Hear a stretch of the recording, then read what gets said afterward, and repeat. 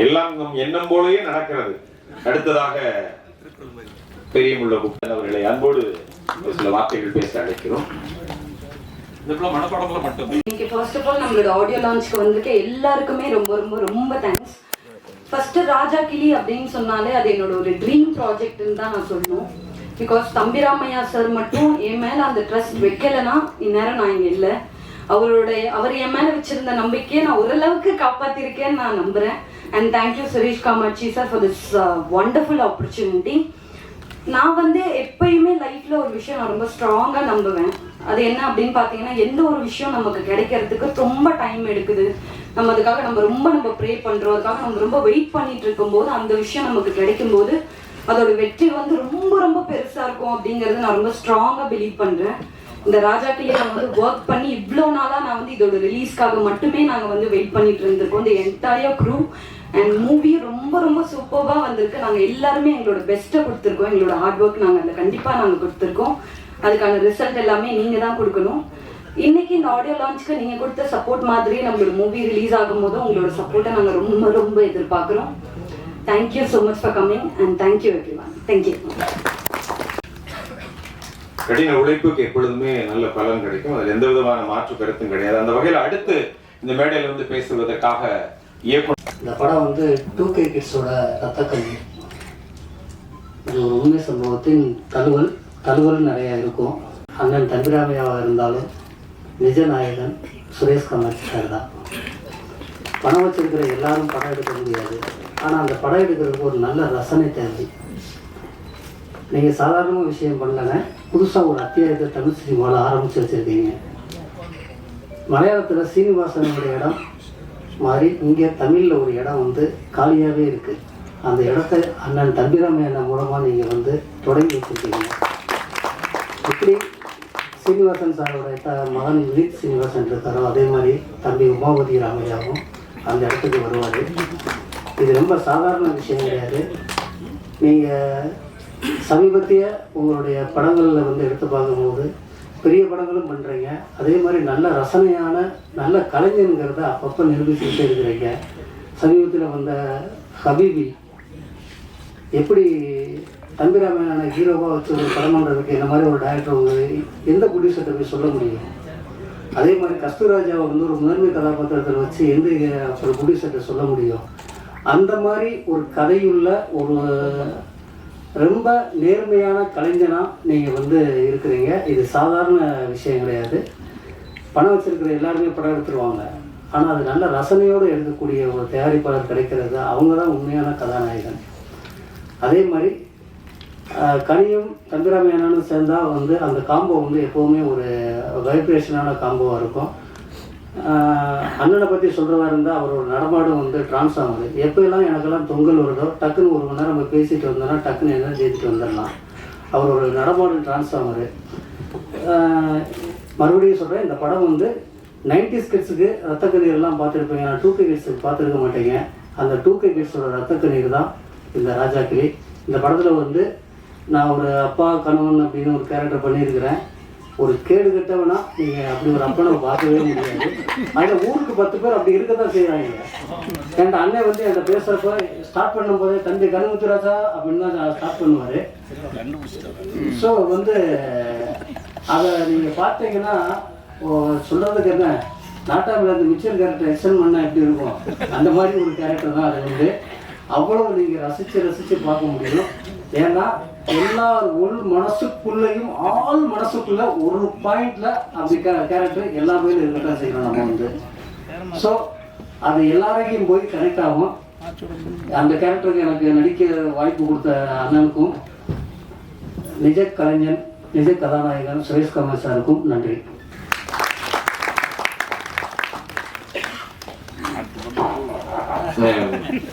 மூர்த்தினை சொல்லும் போது ரொம்ப யதார்த்தமா ஊருக்குள்ள எப்படியும் 10 பேர் இருப்பாங்க, அநேகமா 10 பேர் இருப்பாங்க. கணக்கெடுத்தோம்னா ஒரு அருமையான ஒரு நடிப்பை வெளிப்படுத்திருக்காரு. இன்ஃபேக்ட் அவருக்கும் நமக்கு ஒரு சின்ன கனெக்ஷன் என்ன அப்படின்னா, அண்ணா பிச்சைக்காரங்கிற ஒரு படத்துல 2000 நோட்டு இதாகும் போது ஒரு மேட்டர் ஒன்று போட்டு விட்டுருப்பாங்க படத்துல. இதை நான் 7:30 அதுக்கு முந்தின நாள் இது மாதிரி 2000 நோட்டு வெளியேற போகுது, தடை செஞ்சிருக்காங்க அப்படிங்கிற மேட்டர் அப்போ ஒரு போட்டு விட்டேன். அது 2 அண்ணனுக்கு அதனால அப்படின்னு சொன்னாரு.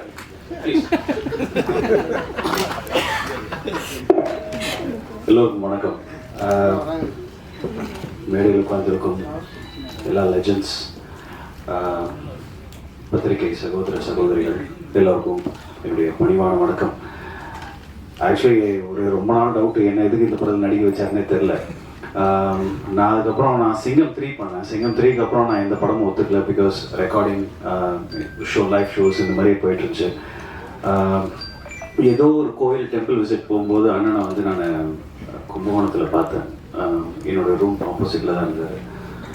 அப்போவே வந்து திடீர்னு ஏதோ இந்த மாதிரி ஒரு படம் நடக்க போதோ பேச்சு. அதுக்கப்புறம் ஒரு 2 நாளோ 3 நாளைக்கு அப்புறம் என்னை திருப்பி கால் பண்ணி இந்த மாதிரி ஒரு ப்ராஜெக்ட் இருக்குது, நீ பண்ணி ஆகணும் அப்படின்னாங்க. நான் கேட்குறேன் கதை, என்னை வச்சு ரிஸ்க் எடுக்காதீங்க அப்படின்னேன். இல்லை நீ பண்ணுடா நல்லாயிருக்கும் அப்படின்னாரு. சரி, நான் அவங்க வீட்டுக்கு போனேன், கதை சொன்னாங்க. நீங்கள் பார்க்குறது வந்து அவ்வளோ பயங்கரமாக கட் பண்ணியிருக்காங்க உமா. பட் ஆரம்பத்துலேருந்து கடைசி வரைக்கும் என்னை வச்சு அடிக்காத ஆளே கிடையாது. எங்கள் மதிப்புக்குரிய திரு ஆக்ஷன் கிங் அர்ஜுன் சார் அவர்களை அன்போடு நடி அழைக்கிறோம்.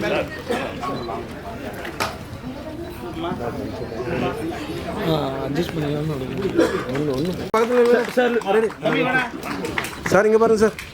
ஐயா கொஞ்சம் தரணும் சார். Ready sir. சார் லுக்கியா சார்.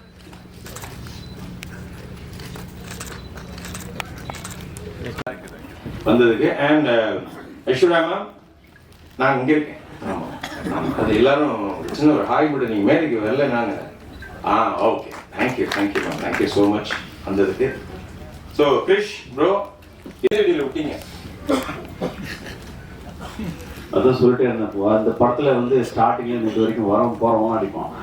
ஸோ சும்மா ஏங்க இந்த மாதிரி நடிக்கலாமே அப்படின்னு சொல்லிட்டு சுரேஷ் கமாட்சினா கூட 2 தடவை இப்படி தானப்பா அப்படின்ட்டு அவரும் சும்மா லைட்டாக அடிச்சு பண்ணார். எனக்கு கனி அண்ணன் மட்டும்தான் என் மேலே கை வைக்கல. ஏன்னா எனக்கு அவருக்கு காம்பினேஷன் இல்லை.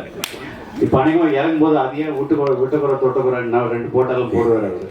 So anyway I want to say big thanks to தம்பிராம அண்ணா. அண்ணா ரொம்ப நன்றி.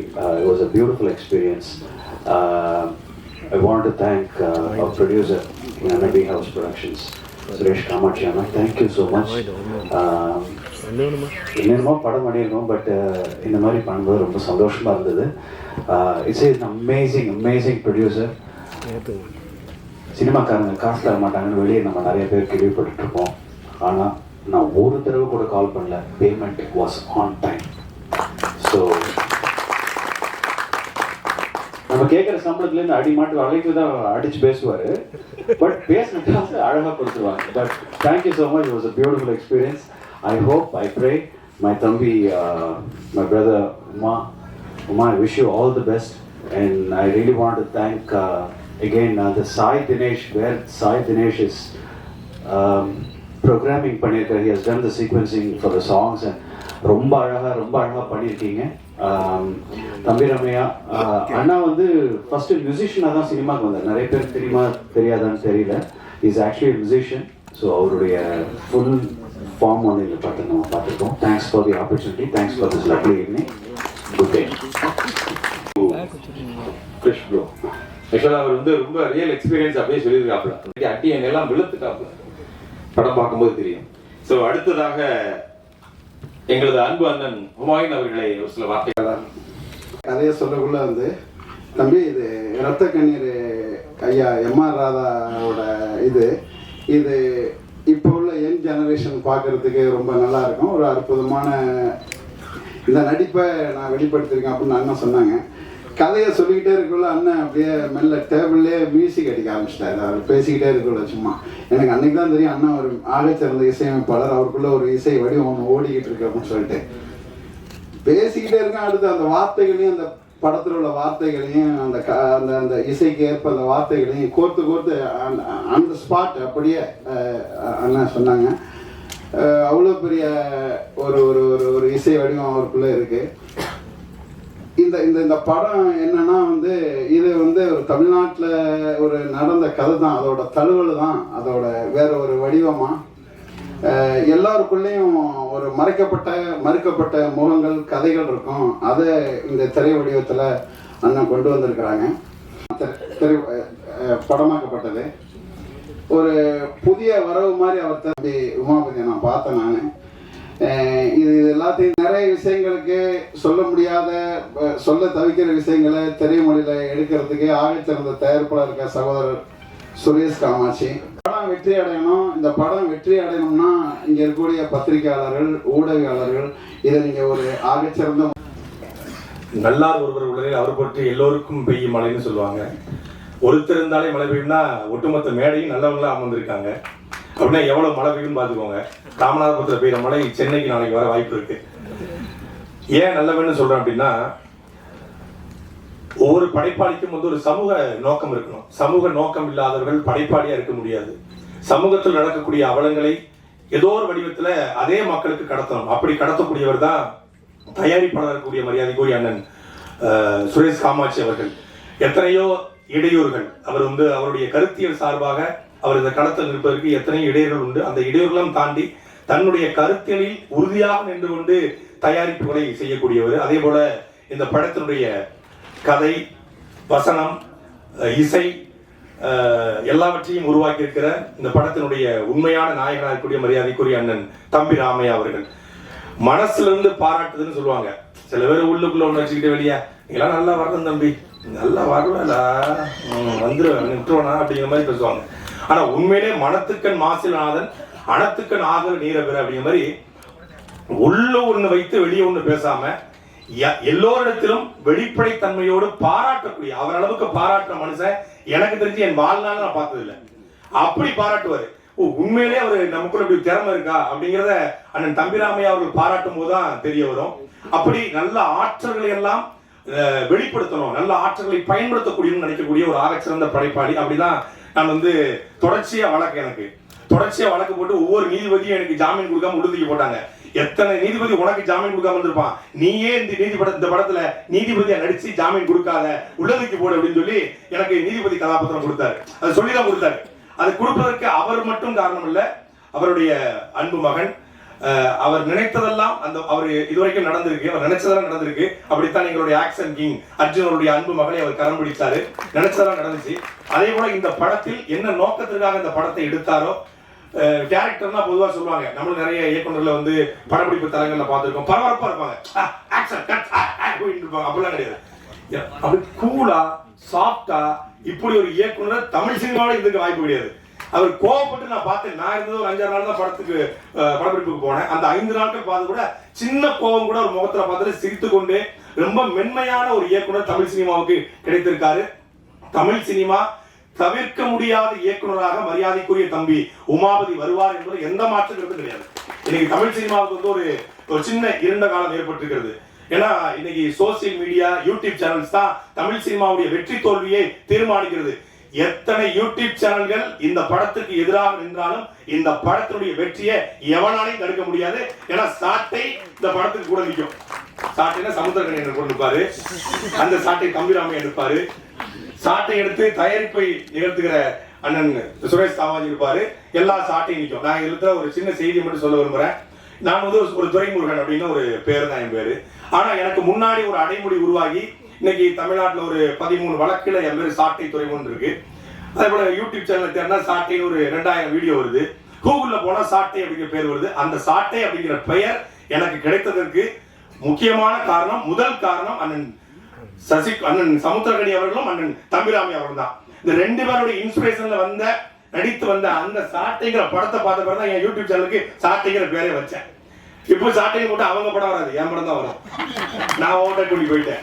அப்ப அப்படி நிறைய 2 தொடர்பு உண்டு. அதே போல அண்ணன் சமுத்திரகணி அவர்களும் மனசுக்குள்ள வச்சுட்டு வெளியே பேசக்கூடிய நபர் கிடையாது. ரொம்ப வெளிப்படைத்தன்மையோடு இருக்கக்கூடிய நபர்கள். அப்படியெல்லாம் ஒரு இப்படிப்பட்ட கலைஞர்கள், படைப்பாளிகள் தமிழ் சினிமாவுக்கும் தமிழ் சமூகத்துக்கும் கிடைப்பது அரிது. அப்படிப்பட்டவங்க ஒன்று கூடி தயாரித்திருக்கிற ஒரு படம். இந்த படத்துல 2 பாட்டு பார்த்தோம். ஒண்ணு நம்மளுடைய உடலை நடுங்க வைத்தது, இன்னொன்னு உள்ளத்தை நடுங்க வைத்தது. 2 பாட்டுமே. அதே போல இந்த படமும் உடலையும் உள்ளத்தையும் நடுங்க வைக்கும். தமிழ் சமூகத்துல இந்த படம் சின்ன அதிர்வுகளை நிச்சயம் ஏற்படுத்தும். இந்த படத்துல எனக்கு வாய்ப்பு வழங்கிய மரியாதைக்குரிய அண்ணன் தம்பிராமை அவர்களுக்கும் அவருடைய அன்பு மகன் உமாபதி அவர்களுக்கும் தயாரிப்பாளர் சுரேஷ் காமாட்சி அவர்களுக்கும் என்னுடைய நன்றியும், இந்த படம் வெற்றி பெற என்னுடைய வாழ்த்துக்களும். அனைவருக்கும், மேடையில் இருக்கக்கூடிய அனைவருக்கும் எனது வணக்கம். ராஜா கிளி 2014 காலேஜ் முடிச்சுட்டு ஏதோ ஒரு கனவோட வந்தேன் இந்த சென்னைக்கு. வேலைக்கு ட்ரை பண்ணேன். பட் ஏதோ ஒரு விஷயத்தில் எனக்கு சினிமா மேலே ஆசை இருந்த ஒரு நோக்கத்தில் சுரேஷ் கமல் சாரோட தயாரிப்பு நிறுவனத்தில் ஜாயின் பண்ணேன். பட் எனக்கு தெரிஞ்சு சினிமாவோட பேக் எண்ட்லேருந்து ஒரு ஒர்க் பண்ணுற ஒரு விஷயம் இருக்குல்ல, அது அந்த கஷ்டம் வந்து எல்லா தொழில்நுட்ப கலைஞர்களுக்கும் அது வந்து பேக் எண்ட்லேருந்து ஒர்க் பண்ணுற ஒரு அந்த கஷ்டம் வந்து கண்டிப்பாக எல்லாருக்கும் வெளியே தெரியாது. நடிக்கிறவங்க வந்து ஈஸியாக வந்து பீப்புள் கிட்ட ரீச் ஆகிடுவாங்க. பட் பேக் எண்ட்லேருந்து ஒர்க் பண்ணுற அந்த கஷ்டம் நான் வந்து அந்த கஷ்டத்தை நான் பார்த்துருக்கேன். ஒரு படம் எடுக்கும் போதும் அவர் அந்த கதையை சூஸ் பண்ணும்போது எனக்கு வியப்பாக இருக்கும். தயாரிப்பாளர் திரு சுரேஷ் கமல் அவர்கள் சூஸ் பண்ணும்போது நமக்கு ஒரு வியப்பாக இருக்கும். என்னன்னா நம்ம கமர்ஷியலாக பண்ண மாட்டோம்ன்றாரு, எப்படி ஹிட்டு கொடுப்பாரு, மாநாடு, மிக மிக அவசரம் எல்லாமே பண்ணும்போது நமக்கு ஒரு அவரை பற்றின வியப்பு நமக்குள்ளே இருந்துகிட்டே இருக்கும். என்னடா இது இப்படி பண்ணுறாரு, எப்படி அடுத்த கட்டத்துக்கு இந்த தயாரிப்பு நிறுவனத்தை எப்படி எடுத்துகிட்டு போவாருன்னு ஒரு வியப்பு இருக்கும். அசால்ட்டாக டீல் பண்ணுவார்.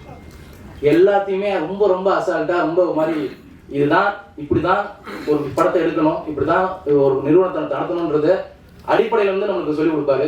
அந்த நிறுவனத்துலேருந்து நான் வந்தது வந்து நமக்கு ஒரு ஆசை இருக்கும்ல, என்னடா நம்ம நிறுவனம் படம் எடுக்கிறாங்க, நம்ம வந்து ஏதோ ஒரு கேரக்டர்ல ஏதாவது நடிக்க முடியுமான்னு ஒரு ஆசை இருக்கும். அந்த ஆசை நமக்குள்ளே இருக்கும். சரி எப்படிதான் அதை கேட்கறது அவர்கிட்ட, ஏன்னா நீ இங்கே வேலை பார்ப்பே அங்கே போய் நடிப்பேன்னு கேட்பாரு. அது நம்மளால கேட்க முடியாது. அப்போ நான் என்ன பண்ணேன், சும்மா அப்படியே அந்த நான் என்ன பண்ணுவோம், அது எடுத்தோடனே அறிமுகம் ஆகும்ல எல்லாருக்குமே. நம்ம அக்ரிமெண்ட் போகிறது வந்து பேமெண்ட் போகிறது நம்ம தான் அதை டீல் பண்ணுவோம். ஸோ எடுத்தோடனே நம்ம டீல் பண்ணுறது உமாபதியாக இருக்கட்டும், எல்லாரையும் கொஞ்சம் ஃப்ரெண்ட்ஸ் சர்க்கிள் நம்ம வச்சுக்கிறது. அப்புறம் நம்ம எல்லாமே நண்பர்கள் தான். நாங்கள் வந்து சினிமாவில் வந்து மாநாட்டிலேருந்து கேதார் முதற்கொண்டு எல்லாமே நண்பர்கள் தான். ஏன்னா தமிழ் சினிமாவில் ஒரு 10 வருஷ காலம் வேலை பார்த்துருக்கேன்னா எனக்கு தெரிஞ்சு என் கூட பழகின ஆட்களை, என் நண்பர்களை ரொம்ப நல்லவங்களா சேர்த்து வச்சிருக்கேன். அதான் எனக்கு கிடைச்ச மிகப்பெரிய சொத்து நான் நினைக்கிறேன். ஏன்னா அந்த அளவில் எனக்கு வந்து அதை ஏற்படுத்தி கொடுத்த திரு சுரேஷ் கமல் சார் அவர்களுக்கு ரொம்ப நன்றி. ஏன்னா என் வாழ்க்கையில் அடுத்த கட்டத்துக்கான நகர்வாக வந்து அவர் அனுப்பிச்சு கொடுத்துருக்காங்க. அந்த படிதான் எனக்கு அடுத்த கட்ட நகர்வாக இருக்கும்னு நான் நம்புறேன். அந்த மாதிரி தான் இந்த படம் வந்து எனக்கு வந்து தம்பிராம சார் கிட்ட போயிட்டு, என்ன 2 பசங்க அனுப்புறேன் பாருங்க, உங்களுக்கு யார் செட் ஆகணும் பாருங்கன்னு சொல்லிட்டு தான் சுரேஷ். அப்போ கூட அவர் வந்து இந்த பையனை அனுப்புறேன்னு சொல்லிட்டு என்ன மட்டும் அனுப்பல, சாய்ஸாக தான் அனுப்புறாரு. அப்போ கூட நான் என்ன நினைச்சேன், என்ன ஒரு சாய்ஸ் அனுப்புறாரு அப்படின்னு யோசிச்சேன். ஆனா உள்ள போனோடனே தம்பிராம சார் எப்பயுமே எப்படின்னா உள்ள வந்து அவர் எப்பவுமே எனக்கு ஃபோன் கால் எடுத்தோடனே அன்பு தம்பி, அன்பு மகனே, இதுதான் அப்படியே அந்த கம்ஃபர்ட் ஜோன்ல நம்ம வர வச்சிருவாரு. அந்த ஒரு கம்ஃபர்ட் ஜோன் அவர்கிட்ட நான் அது போனோம். நமக்கு என்ன ஆர்டிஸ்ட் ஆனாலும் சரி, நம்ம அண்ணன் நம்ம ஒரு அப்படின்ற மாதிரி ஒரு கம்ஃபர்ட் ஜோன்ல கொண்டு வந்துருவாப்புல. அந்த வகையில வந்து நான் போன உடனே பார்த்த உடனே, தம்பி இதான் கதை, இப்படிதான் நகர்வு இருக்கும், நீ பண்ணிட்டு ப்ரொடக்ஷன் சைடு தான் நான் பேச போறேன், அப்போ மாரி இருக்குன்றதுல பார்த்துட்டு 2 பேரையும் பார்த்துட்டு சரி சொல்றேன் தம்பின்றாங்க. அப்போ நம்ம இந்த படத்துக்கு டிஓபியா இருந்த கோபிநாத் சார் தான் டிஓபியா ஃபிக்ஸ் பண்ணோம். அவர் கூப்பிட்டு என்கிட்ட சொல்றாரு, தம்பி நீ இந்த கேரக்டர் நடிக்க போறப்பான்றாரு. ஃபர்ஸ்ட் அவர் எனக்கு ஃபோன் கால் பண்றாரு, என்ன சார் பண்றது, நான் என்ன நினைச்சேன்னா சின்ன கேரக்டர் இருக்கும் போல, ஏதோ ஒரு வந்து போற மாதிரி இருக்கும். அப்படிதான் மினிமம் ஹவுஸ்ல ஒரு சர்ச் ஒரு கண்டக்டரா வந்து எட்டி பார்த்து போவோம், 2 செகண்ட்ஸ் அந்த மாதிரி இருக்கும் போல அப்படின்னு நினைச்சு உள்ள வந்தேன்.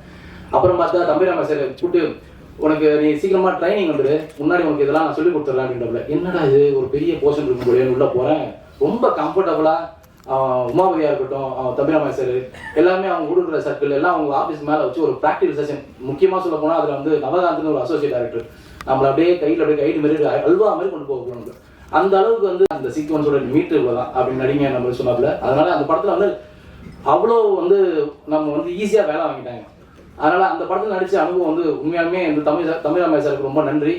என் கூட அந்த டீமோட இருந்த எல்லாருமே ரொம்ப பழக்கப்பட்டாங்க. ஸோ அப்படிதான் ஒரு படத்துல ஒர்க் பண்ணும்போது அவன் டெக்னீஷியனை நான் வந்து ரொம்ப நம்ம கூட நண்பர்கள் ஆக்கிடுவேன். எனக்கு அது வந்து ரொம்ப பிடிக்கும். ஸோ அந்த வகையில் உமாபதி அவர்களும் சரி, கேதார், இந்த படத்துல வந்து பேக்ரவுண்ட் ஸ்கோர் வந்து மியூசிக் பேக்ரவுண்ட் ஸ்கோர் போட்ட வந்து தினேஷ் அண்ணன் இஸ் ஃபினாமினல். அவர் அந்த ஹைப் ஏற்று ஒரு பாருங்க, ட்ரைலர்ல பார்த்தோன்னா நமக்கு ஒரு மாதிரி இருக்கும், ஐயோ என்னடா தம்பிராம சார் நடந்து வரும்போது அந்த ஒரு ஹைப் இருக்கும் பாருங்க, அதெல்லாம் வேற லெவல்ல இருக்கு. அவர் நல்லா பண்ணியிருக்காருல. அதுவும் எடிட்டர் சுதர்சன், இந்த டெக்னீஷியன்ஸ்லாம் வந்து அந்த அப்பப்போ பாடுவார். என்ன சுச்சுவேஷன் சொன்னாலும் பாடக்கூடிய ஒரு மிகச்சிறந்த ஒரு கலைஞன். ரொம்ப சந்தோஷம். அடுத்த ஒருத்தரை பேச அழைக்க போறவர் யார் அப்படின்னா, இந்த படத்துல நன்றி. இந்த எஸ்டிடி ரொம்ப முக்கியம் அப்படின்ற மாதிரி இருந்துச்சு. தேங்க்ஸ்ண்ணே. இந்த படத்தில் ஆக்சுவலாக பிரவீன் நடிக்க வேண்டிய ரோலுக்கு தான் நான் போனேன் ஆடிஷனுக்கு. அதுக்கப்புறமா என்ன நினைச்சாருன்னு தெரியல, அண்ணன் டாக்டரா தம்பி, ஒய்ஃப் டாக்டரா, சரி அப்போ டாக்டரா நடிச்சிரு அப்படின்ட்டாரு. எங்கள் மாமனார் வந்து எப்படியும் ஒரு டாக்டர் பொண்ணுக்கு தான் கல்யாணம் பண்ணி கொடுக்குன்னு ரொம்ப ஆசைப்பட்டாரு. அவருக்கு இந்த படத்தை காட்டணும், அந்த ஆசையை நிறைவேற்றி வச்சதுக்காக ரொம்ப நன்றிண்ணே. கமிங் டு ராஜா கிளி, அண்ணன் ராமையா அப்படின்னு சொல்லலாம். எவ்வளோ நாளைக்கு தம்பி ராமையா அப்படின்னு சொல்றது. அண்ணன் ராமையா வந்து எவ்வளோ பெரிய படைப்பாளி அப்படின்றது எல்லாத்துக்கும் தெரியும். அவர் வந்து நல்ல இயக்குனராக நல்ல படைப்புகளை கொடுத்துருக்காரு, நல்ல பாடல்களை கொடுத்துருக்காரு, நல்ல இசையமைப்பாளராக அவருடைய படைப்புகளை கொடுத்துருக்காரு. அவர் கொடுத்ததுல இன்னொரு பெஸ்ட்டு படைப்பு ஒன்று இருக்குது, அதுதான் வந்து அவர் பையன். அந்த படைப்பை வந்து இப்போ உலகத்துக்கு ரிலீஸ் பண்ணியிருக்காரு. இந்த படத்தில் உமாபதி அவர் ஒரு டைரக்டராக ப்ரூவ் பண்ணுறதுக்கு ஒரு பெரிய முயற்சி எடுத்திருக்காரு. அது ரொம்ப வெற்றிகரமாக வந்திருக்கு. நீங்கள் அதை பார்க்கும்போது தெரியும் எப்படி இது இவ்வளோ அழகாக பண்ணியிருக்காரு அப்படின்னு. இங்கே ஆக்ஷன் கிங் வந்திருந்த போது ஏன் வந்திருக்காருன்னு எல்லாருக்கும் தெரியும். சர்வைவர் ப்ரோக்ராமுக்கு இவர் போனார்.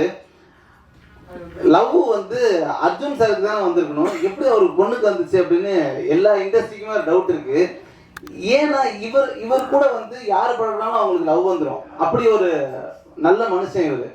படத்தில் வேலை பார்த்த எல்லாருமே டார்லிங் டார்லிங் அப்படின்னு தான் வந்து பேசுவார். அவ்வளோ ஸ்வீட்டாக இருப்பார்.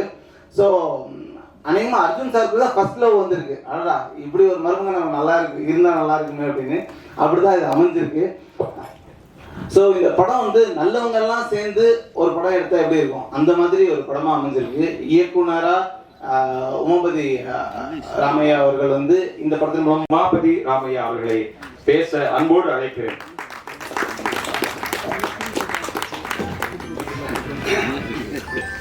அனைவருக்கும் வணக்கம். ராஜா கிளி இந்த மூவியும் இந்த ஃபிலிமையும் சப்போர்ட் பண்ண வந்த press, media, brothers and sisters and online friends எல்லாருக்குமே ரொம்ப தேங்க்ஸ்.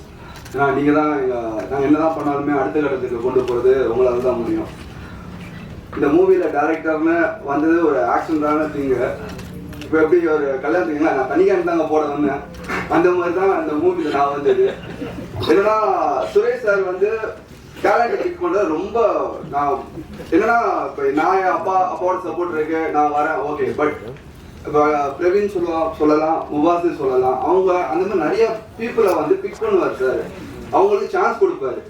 இப்போ நம்மளால முடியாதுன்னு ஒரு இடம் இருக்கும் யாருக்குமேனா, அப்பா அம்மா பெற்றுட்டாங்க, அவங்க நம்ம பார்த்து தான் ஆகணும், புஷ் பண்ணி ஆகணும். பட் தேர்ட் பர்சனாக ஒருத்தவங்க வரும்போது புஷ் பண்ணும்போது நம்மளுக்கே நம்பிக்கை இருக்காது சம்டைம்ஸ். பட் அவங்க நம்ம வச்சிருக்க நம்பிக்கைக்காக நம்ம ஓடும்ல. ஸோ அந்த மாதிரி தான் நடந்தது. இது ஒரு பெரிய என்ன சொல்றது, இந்த ரைட்டிங் வைஸ் பெருசா இந்த கதை இது ஒரு உலகம் நாங்களே கிரியேட் பண்ணி அதுக்குள்ள எப்படி ஃபிட்டின் பண்ண ஆல் கேரக்டர்ஸ். ஸோ அந்த மாதிரி நடந்தது. ஸோ இது எல்லாத்துக்குமே பாசிபிள் வந்து சுரேஷ் சார் தான். அது எனக்கு ஒரு பர்த்டே டைம்ல தான் அவரே ஷூட் ஸ்டார்ட் ஆயிடுச்சு, போயிட்டு இருக்கிற டைம்ல தான் இந்த அனௌன்ஸ்மெண்ட் பண்ணாங்க.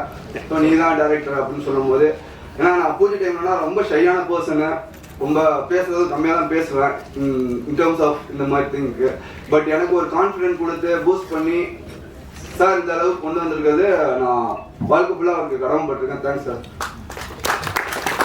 நெக்ஸ்ட் இந்த மூவியில் நடித்த ஆர்டிஸ்ட் எல்லா ஆர்டிஸ்டுமே ரொம்ப எஃபர்ட் போட்டிருக்காங்க. ஒவ்வொருத்தங்களுக்குமே ஒவ்வொரு பாடி லாங்குவேஜ் ஒரு அப்பா ஃபிட் பண்ணி கொடுத்துட்டாரு. அதனால அவங்களை ஈஸியாக எக்ஸ்ட்ராக்ட் பண்ண முடிஞ்சுது. ஸோ எல்லாமே கிட்டத்தட்ட 80% அப்பா பண்ணிட்டாரு. ஸ்க்ரீன் பிளே மட்டும் தான் நான் என்னோட அப்பா அதுக்கு ஸ்பேஸ் கொடுத்தாரு. சுரேஷ் சார் அதுக்கு ரொம்ப சப்போர்ட் பண்ணாரு. ஸோ அதனால தான் அந்த ஸ்க்ரீன் பிளேல வந்தது. ஸோ அந்த டைம்ல வரும்போது எல்லா ஆர்டிஸ்டுமே அவங்க பொங்கல் கொடுத்தாங்க. அதில் முக்கியமாக ஒருத்தர் சொல்லணும்னா சமுத்திரணி சார். அது ஒரு கியூட்டான ரிலேஷன்ஷிப் எங்களுக்குள்ள இருக்குது. ஏன்னா எங்கள் அப்பா ஒரு தம்பின்னு கூப்பிட்டாரு, நான் ஒரு அண்ணன் கூப்பிடுவேன். இது என்ன மாதிரியான காம்பினேஷன் தெரியாது. பட் அதுக்கேற்ற மாதிரி அவர் இருப்பார். என்னன்னா அப்பா கிட்ட அவங்க செட் ஆஃப் பீப்புள் கிட்ட ரொம்ப ரெஸ்பெக்டடான பர்சன். அவர் ரொம்ப வேல்யூ பண்ணுவாங்க. எங்களை மாதிரி பசங்க செம்ம ஜாலி. அது எப்படி ஸ்பிரிட் ஆகுறாரு, இப்போ இங்கே இருக்கிறதுக்கு ஆந்திராவில் இருக்காரு, அந்த மாதிரி ஒரு கியூட்டான ஒரு ரிலேஷன்ஷிப். அதனால் இந்த ப்ரொஃபஷனலாக மட்டும் இல்லை, எனக்கு பர்சனலாகவுமே அவர் ரொம்ப ரொம்ப ரொம்ப பிடிக்கும். ரொம்ப சப்போர்ட் பண்ணுவார். என்னோட மேரேஜ் முதல் கொண்டு ஒரு அண்ணன் மாதிரி இருந்து ஃபுல்லாக எல்லா ஃபங்க்ஷன்ஸுமே இருந்தார். அவரோட பிஸி ஸ்கெடியூல் உங்களுக்கு தெரியும், அவர் எவ்வளோ பிஸி. இன்னைக்கு முதல் கொண்டு இப்போ ஏதோ ஒரு ஊர்ல தான் சார் வந்திருக்காரு. ஒன்று ஒன்லி எங்களை சப்போர்ட் பண்ணுறதுக்கு, என்னைய பர்சனலாக சப்போர்ட் பண்ணுறதுக்கு. அவருக்கு இந்த ஜென்மத்தில் எந்த ஜென்மமாக இருந்தாலும் நான் அவருக்கு ரொம்ப கடமைப்பட்டிருக்கேன். So thank you sir. அண்ட் ஒரு சீன் வந்து கிளைமேக்ஸில் வந்து எடுத்துட்டோம். கேமராமேன் கோபி சார், அவர் கொஞ்சம் லெஜெண்டு. அப்பா இங்கே இருக்கிறாங்க, பெர்ஃபார்ம் பண்ணிட்டாங்க, ஸ்டேஜிங்காக எல்லாமே பண்ணிட்டாங்கன்னா எமோஷன் சீனை சிங்கிள் டேக்கில் போகலான்னு சொல்லிட்டு ஒரு பெரிய ஸ்ட்ரெச்சில் போயிடுச்சு. வரும்போது மண்டியா சொல்லிட்டு இருக்கேன், பார்த்தாரு என்னடா அப்படின்னு கேட்டாரு. சார் அப்படின்னு என்ன இல்லை எல்லாமே கரெக்டு, ஸ்லிப் மட்டும் ஒரு மாதிரி இருந்தது, ஒன்று போகணுமா? இல்லை சார் போகலாம், பட் எமோஷனல் சீன் எல்லாரும் உடச்சிட்டாங்க, இருக்குட்டி இப்போ பாரு வா வா வா அப்படின்னு சொல்லிட்டு ஒரு புது இயக்குனர் தயங்குற விஷயத்த கூட வந்து எங்க அப்பா அந்த இடத்துல இருந்தாலுமே நம்ம சில இது கேட்க முடியாதுன்னா எல்லா ஆர்டிஸ்டோட கம்ஃபர்ட் பார்க்கணும். அவர் எல்லாமே பண்ணும்போது டப்பிங்ல பார்க்கும்போது அவர் மேய்க்கிறாரு. என்னன்னா அந்த சீக்வன்ஸ்ல அவருக்கு சின்ன போர்ஷன் தான், like in terms of expression. But இன்னொன்று ஒரு ஆர்டிஸ்டையுமே அவர் ஃபோக்கஸ் பண்ணி லைக் அப்ரிசியேஷன் தான் வாழ்க்கை, எல்லாருமே அப்ரிசியேஷன் இருந்தா நம்மளுக்கு ஒரு எனர்ஜி மாதிரி கிடைக்கும். அது அவர் பண்ணிட்டு இருக்கிறாரு. ஏன்னா நான் சில மூவிஸ் நடிச்சிருக்கேன், அந்த மூவிஸ்ல சில ஆர்டிஸ்ட் நான் அனுப்புறது அவங்க செல்ஃபிஷா இருப்பாங்க, அது தப்பு கிடையாது, ஏன்னா அவங்க நடிக பேர் எடுக்கிறது தானே வராங்க. பட் இவங்க மற்றவங்களை என்கரேஜ் பண்றதுல கணி சார் அடிச்சுக்க யாருமே இல்லை. ரொம்ப thanks Kani sir, love you sir. And டெக்னிக்கலாக இந்த மூவி பார்த்தீங்கன்னா விஷுவலாக சப்போர்ட் பண்ணது வந்து கோபி சார் ஃபர்ஸ்ட் ஒரு பேட்டர்ல இருந்தாங்கன்னா அப்பாவோட பேட்டர்ன் 50% இருக்கணும், நம்மளோட பேட்டர்ன் 50% இருக்கணும், ஃபியூஷனாக ஒரு எக்ஸ்பெரிமெண்ட் பண்ணோம். அதுக்கு சப்போர்ட் பண்ணது கோபி சார், அப்பா. அண்ட் தென் நெக்ஸ்ட் இது வந்து நான் கேதர் சொல்லிட்டு இருந்தோம். ஸோ அந்த கேதர் கோபி சார் அண்ட் வைரபாலன் அண்ணா ஹார்ட் அண்ட் காஸ்டியூம் வந்து நவதேவின்னு சொல்லிட்டு எங்கள் வீட்டின் கடைக்குட்டி நாங்கள் சொல்லுவோம், ராமராஜ்குமார் சாரோட டாட்டர். இப்போ நிறைய மூவிஸ் சூப்பராக பண்ணிட்டு இருக்காங்க, அது ரொம்ப சந்தோஷமா இருக்கு. அவங்களும் சின்ன சின்ன டீட்டெயிலிங் எங்களுக்காக மெனக்கட்டது, ரொம்ப தேங்க்ஸ் எல்லாருக்கும். அண்ட் சவுண்ட் டிசைன் எனக்கு வந்து மோர் ஆஃப் டைலாக்கா நரேட் பண்றதோட மியூசிக்கலா நரேட் பண்றாங்க, அது ஒரு. ஸோ அதுக்கு சப்போர்ட் பண்ணா அப்பா சாங் போட்டு கொடுத்துறாரு. பட் ப்ரோக்ராமிங் அசம்பிள் பண்ணது பெரிய பக்கபலமா இருந்தது சாய் தினேஷனா. சின்ன சின்ன விஷயமா முதல் கொண்டு, ஆனால் இவனா டே அண்ட் நைட் எதுவுமே பார்க்க மாட்டாரு, எது கேட்டாலுமே பண்ணி கொடுக்குறாரு. அந்த மாதிரி ஒரு ஆக்சஸ் இருந்தது. இதை வந்து ஆடியோகிராஃபி பண்ணி கொடுத்தது தபாஸ் நாயக் சார். அவருமே சீனியர் டெக்னீஷியன், ரொம்ப நாளாக இருக்கிறாங்க, அவங்க எக்ஸ்பீரியன்ஸே எனக்கு ஏஜ் அந்த மாதிரி இருக்கும். பட் அவருமே வா வா பண்ணலாம்னு சொல்லும் போது அவர் மோட்டிவேட் பண்ணிட்டு இருக்காங்க. சின்ன பையனை வந்து மோட்டிவேட் பண்ணுறது ரொம்ப பெரிய விஷயம், அதை அவங்க பண்ணிட்டு இருந்தாங்க. அண்ட் என்னோட டைரக்ஷன் டீம் நவகாந்த், அகைன் ராமராஜ்குமார் சாரோட சன், என் பிரதர் மாதிரி. அவர் நானும் ஈஸியாக எங்களுக்கு வேவ் லென்த் பார்த்தாலே நாங்கள் அண்டர்ஸ்டாண்ட் பண்ணிப்போம். அதுக்கப்புறம் அப்பாவோட கோர் டீமான சங்கர் அண்ணா, சண்முகம் சுந்தரம் எங்கள் மாமா, அண்ட் அலெக்ஸ் அண்ட் சிவா, அவங்களுக்கும் ரொம்ப நன்றி இந்த இடத்துல. அண்ட் மேனேஜ் டீமான Subbu sir, Jagan sir, Alex, Malik and allrounder Praveen சொல்லலாம். அவர் ஆர்டிஸ்டாகவும் கலக்கிட்டு இருக்காரு, ஏன்னா போஸ்ட் ப்ரொடக்ஷனாக அவர் தான் எங்களுக்கு கொஞ்சம் ஹெல்ப் பண்ணிட்டு இருந்தாரு. ஸோ அவருக்குமே ரொம்ப நன்றி. அண்ட் ஃபைனலி ப்ரொஃபஷனலாக சொன்னா சார் தம்பிராமையா சார், அப்பா பர்சனலா அப்பா. பட் ஒர்க் வைஸ்ல அவர் எப்பயுமே ஒரு ஃபயர். நான் பார்த்ததில்ல, இந்த மூவில டிஃப்ரெண்டான ஒரு பர்சனை நீங்க பார்ப்பீங்க. என்னன்னா சாங்கு ஒரு கெட்டது சொன்னாதான் நல்லது சொல்லும் போது நல்லா இருக்கும். சில பேருக்கு அது பிடிச்சிருக்கும், சில பேருக்கு என்ன பையன் இப்படி அப்பா வச்சு பண்றான்னு சொல்லிட்டு. எல்லாருக்கும் அப்பா ஒரு ஹீரோன்னு சொல்லுவாங்கல்ல, நம்ம அப்பாவே ஹீரோ பண்ணும்போது கொஞ்சம் கொஞ்சம் பண்ண ஆசைப்படுவோம்ல. ஸோ அந்த மாதிரியான திங் தான் அந்த விஷயங்கள். பட் அது உண்மையாக ரொம்ப ஹார்ட் ஒர்க் போட்டிருந்தாரு. ஏன்னா சாண்டி மாஸ்டர் தான் அந்த சாங், அந்த சின்ன முள்ளு சாங் பண்ணிட்டு இருந்தாரு. நாங்கள் ஒஸ்தியில் வந்து சிம்பு சார் ஒரு ஸ்டெப் போட்டிருப்பாரு, அதுதான் ட்ரை பண்ணலாம் அப்படின்னு சொல்லி பண்ணா அவர் இப்படி பண்ணிட்டு இருக்காரு. வந்து சாண்டி மாஸ்டர் என்னடா வெட்டிங்களி பறகுது. ஸோ இந்த மாதிரி அவர் எதுவுமே சலிக்காம டே நைட் ஷூட் போனாலுமே அந்த பையன் போங்கடா பண்ண முடியாது சொல்லலாம், பட் இல்லை சரி பண்றோம். சரி சம் ஸ்டெப்ஸ்னா பார்த்தீங்கன்னா ஸ்பிரிட்னா பண்ணியிருப்பாரு, ஆயில் ஊற்றி விட்டோம் அப்பாதான். பட் என்ன பண்றது, ப்ரொஃபஷனலுக்கு துரோகம் பண்ணக்கூடாதுன்னு ஆயில் ஊற்றி விட்டா அவரு காலை வச்சதே என்னடா ஆயில் ஊற்றி காலை வைக்கணுமா அப்படின்னு சொன்னாரு. இல்லப்பா பண்ணுங்க அப்படின்னு சொல்லி சும்மா ட்ரை பண்ணோம், பிடிச்சி பண்ணாரு. நெக்ஸ்ட் டைம் அவர் ஆயில் எங்க ஆயில் அவன் சொல்லிட்டு அவர் இப்படி பண்ணிட்டு இருக்காரு. ஸோ ஈஸி நம்மளுக்கு தெரியும், ரிஸ்க் இல்லாததுதான் நம்ம சொல்லுவோம்னு சொல்லிட்டு அதுக்கு ரொம்ப பக்கபலமா இருந்தாரு. அப்புறம் அந்த ஆண்டவனை சாங் பார்த்துருப்பீங்க, அது ஒரு என்ன சொல்றது, அது ஒரு நீங்க மூவில பார்க்கும்போது அது தெரியும், அதோட பெயின் எல்லாருமே கடந்து வந்திருப்போம்ல. அது end of the day family தான் நம்மளுக்கு. ஃபேமிலி யாராச்சும் ஒருத்தவங்க தப்பு பண்ணாங்கன்னா தப்பு தானே, திமிரு கிடையாதுல்ல. ரெகுலரா பண்ணா திமிரு, ஒரு தப்பு பண்ணும்போது நம்ம பேசி சால்வ் பண்ணிட்டா அது எல்லாமே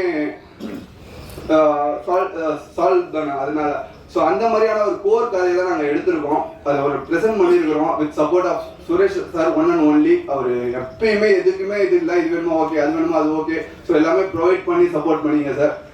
அண்ட் அப்பா ஐ லவ் யூ பா. அண்ட் அர்ஜுன் சார், சர்வைவர்னு ஒரு ஷோ போனேன்,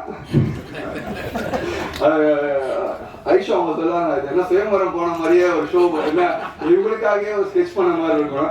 பட் என்னன்னா இனிஷியலா எல்லாருமே ப்ரெஸ்ல வந்து என்ன அவங்க 2 வருஷம் லவ் 3 வருஷம் லவ் அப்படின்னா இல்லை, அது ஒரு ஸ்லோவாக தான் கிராஜுவலாக தான் ஆச்சு. ஸோ அது இந்த இடத்துல பதிவு பண்ண விரும்புகிறேன். அப்புறம் சின்ன வயசுல எல்லாரும் கேட்பாங்க என்ன நீ ஆகணும், டாக்டர் ஆகணும், இன்ஜினியர் ஆகணும். என்னை இப்போ இந்த வயசுல கேட்டாங்கன்னா எங்கள் அம்மா மாதிரி ஆகணும்னு நான் சொல்லுவேன். ஏன்னா அம்மா என்ன சொல்றது ரொம்ப கிவிங்க, இதுவரை எல்லாத்துக்கும் சப்போர்ட் பண்றாங்க, எதுக்குமே இதுவரை மூடி வச்சது எனக்கு மட்டும் இல்லை, எல்லாருமே எங்க வீட்டுக்கு வர அப்போட அசிஸ்டன்ட் டைரக்டர்ஸ் முன்னாடி அந்த என்ன சொல்றது 20 years பேக் இருக்கிறவங்க வந்து சொல்லுவாங்க அம்மா கையால ஒரு டீ கொடுத்தாங்கப்பா, நாங்கள் யாருன்னே தெரியாது பணம் கொடுத்தாங்கப்பா. ஸோ எல்லாருமே ஈக்குவலா ட்ரீட் பண்ணுவாங்க. ஸோ அது எனக்கு ரொம்ப பிடிக்கும். அம்மா ஐ லவ் யூ. அண்ட் என்னோட ஃபேமிலி அக்கா மாமா அவங்க எல்லாருக்குமே தேங்க்யூ. அண்ட் என்னோட லாஸ்ட் பட் நாட் லீஸ்ட் சொல்லுவாங்களா என்னோட லக்கி சாம் ஐஷா அவங்க வந்திருக்காங்க. முன்னாடி வந்து உட்காந்துட்டு என்ன பேச போறேன் கிண்டல் பண்ணிட்டு இருந்தாங்க. பட் பேசிதான் ஆகணும், டேரக்டரா வந்துட்டோம். ஹீரோனா கொஞ்சம் ஒழிச்சிட்டு இருப்பேன், இதுல நம்ம சொல்லணும்னா என்ன. ஸோ படம் கூடிய விரைவில் வரும். ஸோ சப்போர்ட் பண்ணுங்க. கண்டிப்பா ஒரு நல்ல படத்தை கொடுத்துருக்கோம் நான் நம்புறோம். ஒரு கண்டிப்பா ஒரு மெசேஜ் இருக்கும். மெசேஜ் இன் சென்ஸ் நம்ம பை ஹார்ட் எடுத்துட்டு போற மாதிரியான ஒரு மெசேஜ் இருக்கும். And thanks, please support us. Thank you. எல்லாத்துக்கும் ஐ லவ் யூ சொல்லிவிட்டு முக்கியமா சொல்ல வேண்டியவங்களும் சொல்லாம தான் என்னங்க அர்த்தம்? ஒரு பதட்டமா இருக்குமா இல்லையா? டக்குன்னு நாளைக்கு யூடியூப்ல அதான் கண்டென்ட் வரும். டக்குன்னு ஒரு தடவை சொல்லுங்க ஆயிஷ் ஆயிஷ். எப்ப கல்யாணம் முடிஞ்சதுக்கு அப்புறம் இனிமேல் தனியா வேண்டி கிடக்கு. சரி ஓகே ஓகேண்ணே, ஏன் அப்படி படுத்துறேன். ஓகேண்ணே. அடுத்தது அப்படின்னா ரொம்ப அழகா அவர் சொன்ன மாதிரி அப்பா ஒரு டேக் அண்ணன் நல்லா பண்ணணும் அப்படிங்கிறத கேட்டு சொல்லுவாரு. அப்பாவும் என்னன்னா அங்க உள்ள பையன் கணக்கு கிடையாது, டைரக்டர் சொல்லுவாரு ஓகே போயிடலாம் எடுப்பாங்க அப்படின்னு சொல்லிட்டு எங்க அண்ணன் கலங்கிடுவாரு. ஸோ அருமையான விஷயம். அடுத்து வந்து பேச போறவரை பொறுத்த வரைக்கும் சொல்லலாம், ஒரு எழுத்தாளர் இயக்குனதுக்கு அப்புறம் அப்படியே பார்த்தோம் அப்படின்னா சித்திரகுப்தனா தன்னுடைய திரைக்கதையை தானே அப்படியே செதுக்கி எழுதி இப்போ உங்க முன்னாடி முருகப்பு சென்றாயனாக வந்திருக்கக்கூடிய எங்களது அன்பிற்கினிய அண்ணன் தம்பி ராமையா அவர்களை அன்போடு மேடைக்கு அழைக்கிறோம். கதை வசனம் பாடல்கள் இந்த படத்துல இசையமைப்பாளர் அவதாரம் எடுத்து வந்திருக்கும் எங்களது அன்பு அண்ணன்.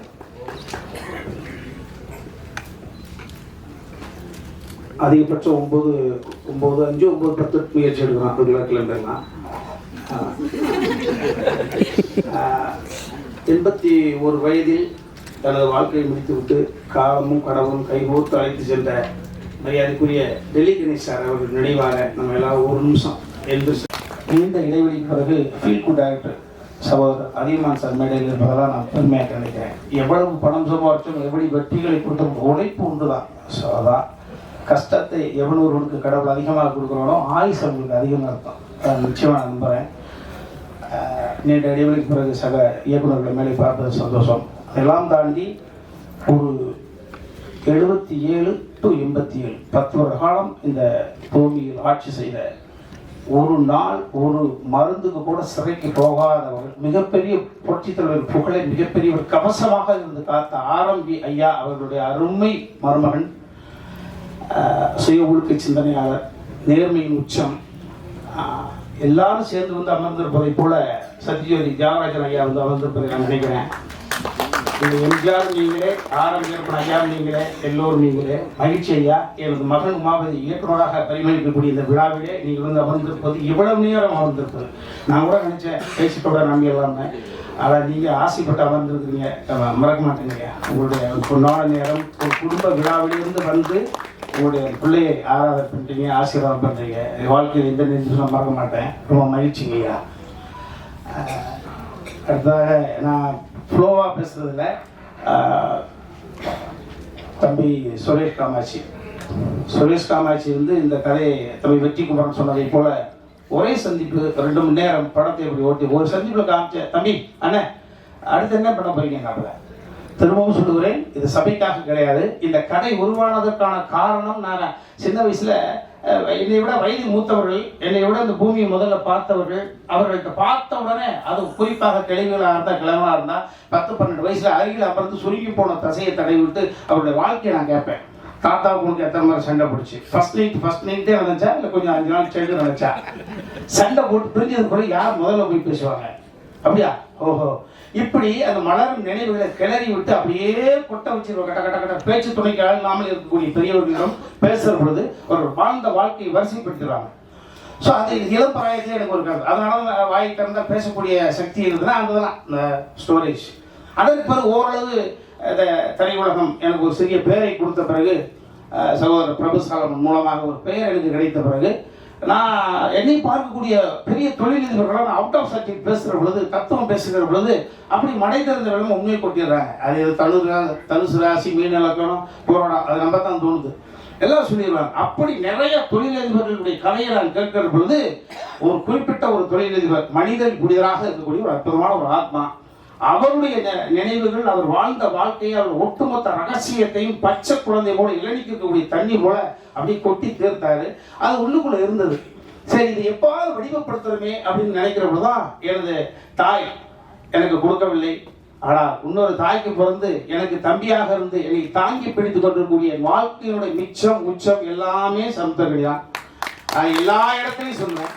இந்த சினிமா என்னை எத்தனையோ புரட்டி எடுத்திருக்கிறது. என்னை பயன்படுத்துவார்கள், பயணம் செய்வார்கள், பயன்படுத்துவார்கள், பயணம் செய்வார்கள், பயன்படுத்துவார்கள், பயணத்தோடு இருப்பார்கள். என் பக்கத்திலும் இருப்பான் என்றால் என் அன்பு தம்பி சமுத்திரக்கனி தான். எனது ஒட்டுமொத்த உறவுகளும் ரத்த சொந்தம் ஒட்டுமொத்தமாக விட்டாலும் தம்பி வீட்டில் போனால் தனியாக சந்தோஷம் பார்த்துக்கலாம். அதை விட்டு தான் எங்கள் வீட்டை மிரட்டிக்கிட்டே இருக்கேன். ஏய் என் தம்பி இருக்கான், ஏய் என் தம்பி கொஞ்சம் மரியாதை ரைட்டாக 7 மணிக்கு கொடுத்து 7:10 வந்தாலும் எனக்கு கால் போனப்பான். என்னடா 5 நாள் ஷூட்டிங் போல என்ன 7:10 வந்து காப்பி. ஓ அப்போ தம்பி சமுத்திரக்கனி போன போட்டு வந்தீங்கன்னா வேற வழியில் ஒரு பிள்ளைய வச்சு தானே வாழ்ந்துட்டு இருக்கேன். அப்போ உமாவதிக்கெல்லாம் பெரிய ஆட்டாடி விட்டா அங்கே போயிடுவாரு. என்னடா ஸோ அந்த மாதிரி சமுத்திரக்கனி யார் நடிப்பார்? ஒரு குணச்சித்திர நடிகன் நல்லா நடிப்பேன், எல்லாருக்கும் தெரிஞ்ச விஷயங்கள் தான். வினோதய சித்தம் என்ற ஒரு கதையை எனக்கு அவர் படைத்து போகிற விட வார இடமெல்லாம் என்னை கொண்டாட வைக்கிற பொழுது அன்னைக்கு சம்மதி சார், அர்ஜுன் சார் கூட சொன்னாங்க, என்ன நான் பெங்களூர்ல உட்காந்துட்டு இருக்கேன், இது ஒரு படம் பார்த்தாங்க சார். நான் சார் வினோதய சித்தம், ஓ அப்ப தெரிஞ்சுக்கிட்டு பார்க்காம சார் பார்த்துட்டே என்று சொல்லிட்டாங்க. வினோதய சித்தத்தை தம்பி சமுத்திரக்கனி படைக்காமல் கொடுக்காமல் இருந்திருந்தால் நிச்சயமாக இந்த கதையை வடிவப்படுத்திருக்க முடியாத வாய்ப்பே கிடையாது. ஸோ எப்படி பார்த்தாலும் பிள்ளையார் சொல்லி 786 சிலுவை குறி 3 குறிகளும் சேர்ந்தாலும் கூட இந்த கதையுடைய அடிநாதம் என்பது தம்பி சமுத்திரக்கனி என்னை வைத்து எழுதி அதை வெற்றிப்படமாக மாற்றி 22 காட்சி 19 நாட்கள் அபரிதமான ஒரு படத்தை வினோதய சித்தம் என்று பார்த்தா கொடுத்துச்சு. அந்த தம்பி கொடுத்ததுக்கு பிறகுதான் எல்லா நேரத்திலையும் என்னுடைய பசிக்கு அடுத்தவங்களே சமைச்சு கொண்டு வருவாங்க. அப்போ கொண்டாட்டி ஊருக்கு போய் நான் தானே சமைக்கணும். அதை போல எனக்கென்று எப்பொழுதுமே ஒரு கதை வரும் என்று நான் மற்றவர்களை எதிர்பார்க்க முடியாது. நாமே சமைச்சு சாப்பிடுவேன். இந்த கதையை சமைத்தேன். நல்ல உணவை கொடுத்த பிறகு நானே சமைத்து அந்த உணவு. ஸோ அந்த உணவை யாருக்கடா பண்ணி ஷேர் பண்ணிக்கிறது பொழுது தம்பி சுரேஷ் காமாட்சி அவர்கிட்ட. ஸோ உருவானதற்கு முதல் காரணம் அவர், அது கதையானதுக்கு காரணம், அது காவியமானதுக்கான காரணம் என்பது தம்பி சுரேஷ் காமாட்சி தான் சொல்லுவேன். எல்லாமே நம்ம எல்லாருமே பிள்ளைகளுக்காக தான் வாழ்றோம். ஊடக சகோதரர்கள் சகோதரிகள் நீங்களாம் எல்லாமே நம்ம பிள்ளைகளுக்காக தான் வாழ்றோம். ஏன்னா அந்த பிள்ளைகள் எந்த பிள்ளையும் நம்மளை கேட்டுப்பாங்க. நம்ம சந்தோஷமா இருந்தோம், எப்போ சந்தோஷமா இருந்தோம் உருவானு யாருக்கு தெரியும்? நான் எதிர்பார்த்து வளர்க்குறேன், எதிர்பார்த்துருக்கா வளர்க்குறேன், எதுக்கு எதிர்பார்த்து யாருடைய ஏய் பெத்துட்ட வளர்த்த எதிர்பார்த்து வளர்த்துன்னு சொல்லிருப்பாரு. 10 மாதம் அதையும் கூட நகைச்சுவை பெற்றிருப்போம்.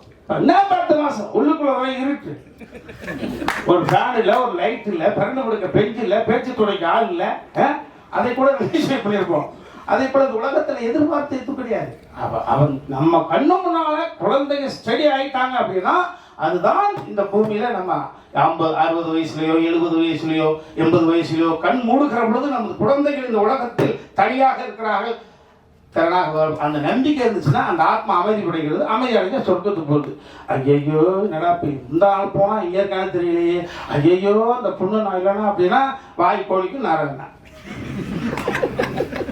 எவ்வளவு சொத்து இருந்தாலும். அந்த வகையில உயரத்தில் இருக்கக்கூடிய அனைவருமே துயரத்தில் தான் இருக்காங்க. நிறைய பேர் பார்க்கறது எல்லா தொழிலாளர்களும் நாங்கள் கம்பேர் ஏன் அப்ப நம்ம சரியான ஐயா சூப்பரியா நிறைய 95% உயரத்தில் இருக்கக்கூடிய அனைவருமே அது அதிகார ரீதியாக இருந்தாலும் சரி, பணம் படைத்து இருந்தாலும் சரி, அவர்களுக்குள் மிகப்பெரிய ஒரு புதுமையான உணர்வு தவிச்சு தப்பி வெளியில சொல்லாம அது என்னை பார்த்தவங்க சொல்றாங்க. இந்த கதை நிச்சயமாக உணர்த்தாது, உணர வைக்கக்கூடிய வகையில இந்த கதையை நான் தான் டேரக்ட் பண்ணு சொல்லிக்கிட்டு இருந்தேன். தம்பி சுரேஷ் காமத்தி ஆச்சு இருக்குமா போடும். தம்பி சுரேஷ் பார்த்துச்சு, அடே என்ன புகழ வாங்க ஃபர்ஸ்ட் ஷாட் 2 பேரும் கம்பைன் டேரக்டர் போடணும்னு நினச்சிக்கிட்டு இருந்தோம். தம்பி ஒத்துக்க மாட்டேன்ட்டான், உமா வந்து ஒத்துக்க மாட்டேன்ட்டான். அப்பா நான் உங்களுக்கு அசோசியேட்டாக பண்ணி கொடுக்குறேன். ஆனால் ஃபர்ஸ்ட் டே என்னடா நான் த்ரூட்டாக நடிக்கிறேன்டா, நான் ஆக்சிடென்ட் கிச்சனா மூஞ்சி கோடிடும்டா, கொஞ்சம் நான் ஓய்வு எடுக்கிறேன். அப்படியே 2 பேரும் நான் த்ரூட்டாக நடிக்க போகிறேன், தம்பி அண்ணன் நடிக்க போது உனக்கு என்ன பிரச்சனை இல்லைப்பா, டைவர்ட் ஆகக்கூடாது அப்படின்ற சுப்பிரமணியபுரம் என்ற ஒரு படத்தினுடைய விஷயம். சுப்பிரமணியபுரம் என்ற படத்திலே தம்பி நீ என்னுடைய மகன் தான் யாரும் பார்க்க மாட்டாங்க, உன்னோட தனித்தன்மை என்ன இருக்கு, அவன் தனித்தன்மையை ப்ரூவ் பண்ணால் மட்டும்தான் அவன் மீது ஒரு மரியாதை வரும். ஸோ அந்த வகையில் சுப்பிரமணியபுரம் என்ற படம் வந்து அந்த படத்தில் அவன்தான்ப்பா டைரக்டரு, அப்போ ஹீரோ ஒத்துட்டாங்க. அப்போ தனித்தன்மையை ப்ரூவ் பண்ணுவதற்கான ஒரு விஷயம் இதையெல்லாம் தம்பி சுரேஷ் காமாட்சி உள்வாங்கி அண்ணன் அழகா பண்ணுது தம்பி, நீங்கள் ஒத்துக்க மாட்டேங்கிறா தம்பி சொல்லுங்க, ஒரே நிமிஷத்தில் பேசி ஒர்க் அவுட் பண்ணி அந்த இயக்குநராக கொண்டு வந்திருக்காங்க. அப்போ எனக்கு ஒரு மூத்த மகனோ அல்லது என்னை ஆளுமை கழிக்கக்கூடிய அப்பாவோ இருந்திருந்தால் நான் சொல்வதை கூட என் பையன் கேட்க வேண்டிய அவசியம் கிடையாது, எங்கள் அப்பா சொன்னால் கேட்பேன். அதே போல் ஒரு தந்தை ஸ்தானத்திலிருந்து அவனை இயக்குனர் ஆக்கியிருக்காங்கப்பா. ஆமாம், எங்கள் அப்பா இருந்திருந்தானா ஜெகநாதன் பிள்ளை இருந்திருந்தாலும் என்ன செய்திருப்பாரோ அதை செய்திருங்கப்பா. வாட் எவர் இட் இஸ், வாழ்க்கையில் நாங்கள் 2 நேரம் கலந்துருப்போம். எவ்வளோ உயரத்துக்கு பாருங்க ஒன்று வயல் சென்றாலும் உனக்கு கடமைப்பட்டவனே சொல்லிட்டான். நான் சொல்லாமல் இருந்தது தான் சங்கடம், ரொம்ப மகிழ்ச்சி. ஸோ இந்த எல்லா தம்பிமார்களும் இந்த படத்தை நடித்த அத்தனை நிறைய நிகழ்வுகள் இருக்குது, அதை நாங்கள் ஷேர் பண்ணிப்போம். ஆமாம், மீண்டும் மீண்டும் நான் சொன்னால் செயற்கையாகும். இந்த படம் நிறைவாக வந்திருக்கு, எனக்கு பிடிச்சிருக்கு. ஆமாம், அது எனக்கு பிடிச்சிருக்குன்ற காரணத்தினால தான் இவ்வளோ நேரம் சிரிச்ச முகம் நல்லா இருக்குது. என் மனைவி வந்திருக்காங்க. ஆமாம், எனக்கு வந்து வாழ்க்கையில் ஏற்ற இறக்கம் என்று இனிமேல் அவள் தான். எங்கள் அம்மா இல்லை, எங்கள் அப்பா இல்லை. என் தாயாகவும் தந்தையாகவும் பார்க்கக்கூடிய மனைவி தன் மகன் எனக்காக வரல, அது எனக்கு சொல்லி சொல்கிறேன். அர்ஜுன் சார் எனக்காக வரல, அதையும் சொல்லி பண்ணாரு. அவங்க இதெல்லாம் நிறைய சொல்லி பண்ணாங்க. என் மனைவி எனக்காக வரல பாருங்க, மோதலிக்காக தான் மகனுக்காக தந்தையை தாய்தான். அதே மாதிரி என் மகள் எந்த நிகழ்வுகளுக்குமே போனதில்லை, ஜஸ்ட் ஒரு கோல்டு மெடல் வாங்கின பிள்ளை. ஆமாம், அது வந்திருக்கு. என் மருமகன் மேலே உட்காந்துருக்காரு, அந்த வாய்ப்பு கிடைச்சிச்சு, அவரையும் ஒரு 2 சீன் நடிக்க வச்சுருக்கோம், ஹோட்டல் லாக் பண்ணி வச்சிருந்தாலே. ஆமாம் ஆமாம், அதே மாதிரி எங்களுடைய இன்னொரு மகள், எங்கள் குடும்பத்துக்கு வந்த ஐஸ்வர்யம், பெரிய பெரிய கொடை, காலம் எங்களுக்கு கொடுத்த கொடை, ஒரு 6-7 மொழிகள் பேசக்கூடிய அளவுக்கு வல்லமை. புரட்சி தலைவர் ஜெயலலிதாமாவுக்கு பிறகு பல மொழிகள் பேசக்கூடிய சீதா பயணம் என்ற ஒரு படத்தை அவங்களுக்காக வச்சு மிக பிரமாண்டமான படைப்பை, தனது மகளுக்காக ஒரு படைப்பை எடுத்திருக்காங்க அர்ஜுன் சார். ஆமாம், அவங்களுடைய உடன்பிறந்த தங்கை அஞ்சனா பாப்பா வந்திருக்காங்க. இது ஒரு அற்புதமான குடும்ப விழா, அதை இனி பல வருடங்களாக பார்த்துருக்குறீங்க. இந்த அன்பு தம்பி சமத்துக்கு நீங்கள் 5:30 மணிக்கு ஃப்ளைட் பிடிச்சி ஃபுல்லா ஓடி வந்து உட்காந்துட்டு இருக்கு. ரொம்ப மேலே சொல்ற மாதிரி எல்லோருமே நல்லவர்கள் மாதிரி, நல்லவர்களெல்லாம் சேர்ந்து ஒரு காரியத்தை செய்யறோம், அது நல்லதாகவே நடக்கும். அந்த நல்லதை உங்களோட மட்டும்தான் நாங்கள் செய்வோம். எனக்கு இனிமேல் ஒன்றும் பிரச்சனை கிடையாது, கனவு நிறையாக இருக்கிறது. இந்த அவையில் அமைந்திருக்கக்கூடியவர்களுடைய துயரத்தில் ஷேர் பண்ணிக்கிறது நிறைய நாள் கனவு. இப்போதான் மகளுக்கு கல்யாணம் ஆயிருக்கு. நான் வல்லமை கொண்டவனாக எனக்கு வந்து இருக்கிற பொழுது நிச்சயமாக அதை உங்களோட நான் ஷேர் பண்ணிப்பேன். ஏன்னா உலகம் இவ்வளோதான், எவனுக்கு எப்போ எதுன்னே தெரியாது. இந்த படம் நிச்சயமாக இந்த ராஜாக்கிளி கூண்டுக்குள்ளே இருந்துச்சு, இப்போ ஒரு அற்புதமான தருணத்தில் கூண்டு விட்டு வெளியில் வந்து பறக்குது. மறுபடியும் எங்கள் ஐயா சொன்ன மாதிரி தான் தங்க கிளியாக பகுதி வர எல்லாம் இறைவன் பிரார்த்தனை பண்ணிக்கிறேன். யாரையாவது விட்டுருந்தால் நிறைய மேடைகளுக்கு இங்கே பேச போகிறோம், சேனல்ல விடாது. அதனால யாராவது இப்போ விட்டுருந்த மணிக்கு அப்பா ஃபோன் போட்டு அழுகாதீங்க. அப்புறம் என்னையும் ஒரு நாயகனாக ஒத்துக்கிட்டு பாடல்களுக்கு நடிப்பதற்கு ஒத்துக்கிட்டு அந்த பொண்ணுங்களா ஐயோ இல்லை, சினிமா அப்படி இல்லை. இப்போ அதில் அனுபவம் தான், அந்த அனுபவங்களை வந்து உள்வாங்கிக்கிறது. பெர்ஃபார்ம் என் மேலே எனக்கு நம்பிக்கை இருக்கா?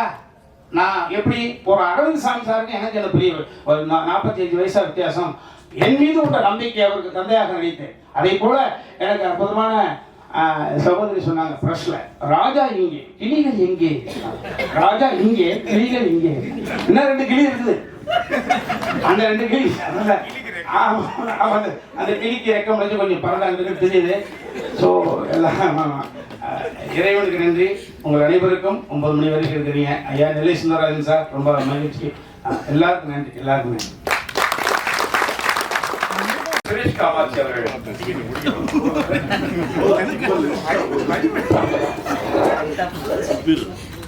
என்னுடைய தயாரிப்பாளருக்கு இந்த ராஜாக்களி பத்திரிகையாளர்களுக்கு வருகின்றிருக்கும் பத்திரிகை மற்றும் முகவர்கள் அனைவருக்கும் எனது மாலை வணக்கம்.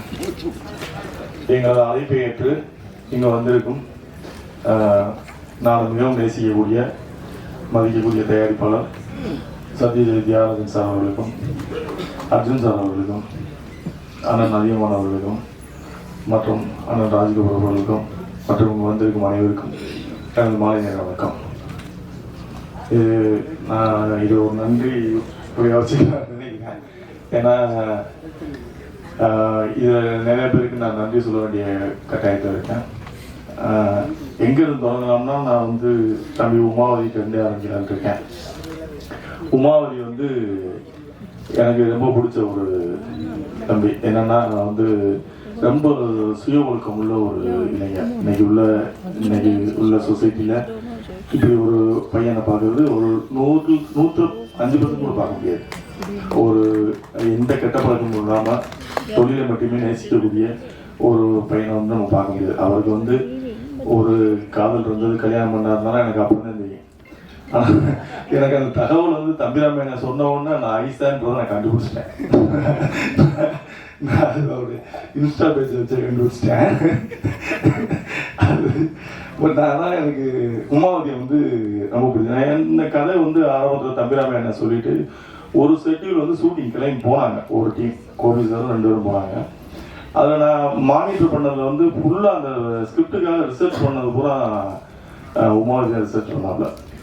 பேட்டர்னில் ஃபுல்லாக ஒர்க் பண்ணி அந்த சீனுக்கு என்ன தேவை, அதோட டீட்டெயிலிங் எப்படி பண்ண, எப்படி ஷார்ட் வைக்கலாம், ஒரு ரூம்னா எப்படி இருக்கணும் அப்படின்றதெல்லாம் வந்து ரொம்ப ரிசர்ச் பண்ணி நிறைய படங்களை பார்த்து ரெஃபரன்ஸ் எடுத்து பண்ணியிருந்தாப்புல. அப்புறம் தான் ஒரு நாள் தம்பிராமன் நான் ஆஃபீஸ் கூப்பிட்டு, நீங்கள் என்ன டைரக்ட் பண்ணிருங்க, நடிக்கிறீங்க, பாட்டு எழுதிட்டீங்க, மியூசிக் பண்ணிட்டீங்க, தம்பி டைரக்ட் பண்ணலாமுங்க அப்படின்னு. அவர் தப்பாக எடுத்துக்கல.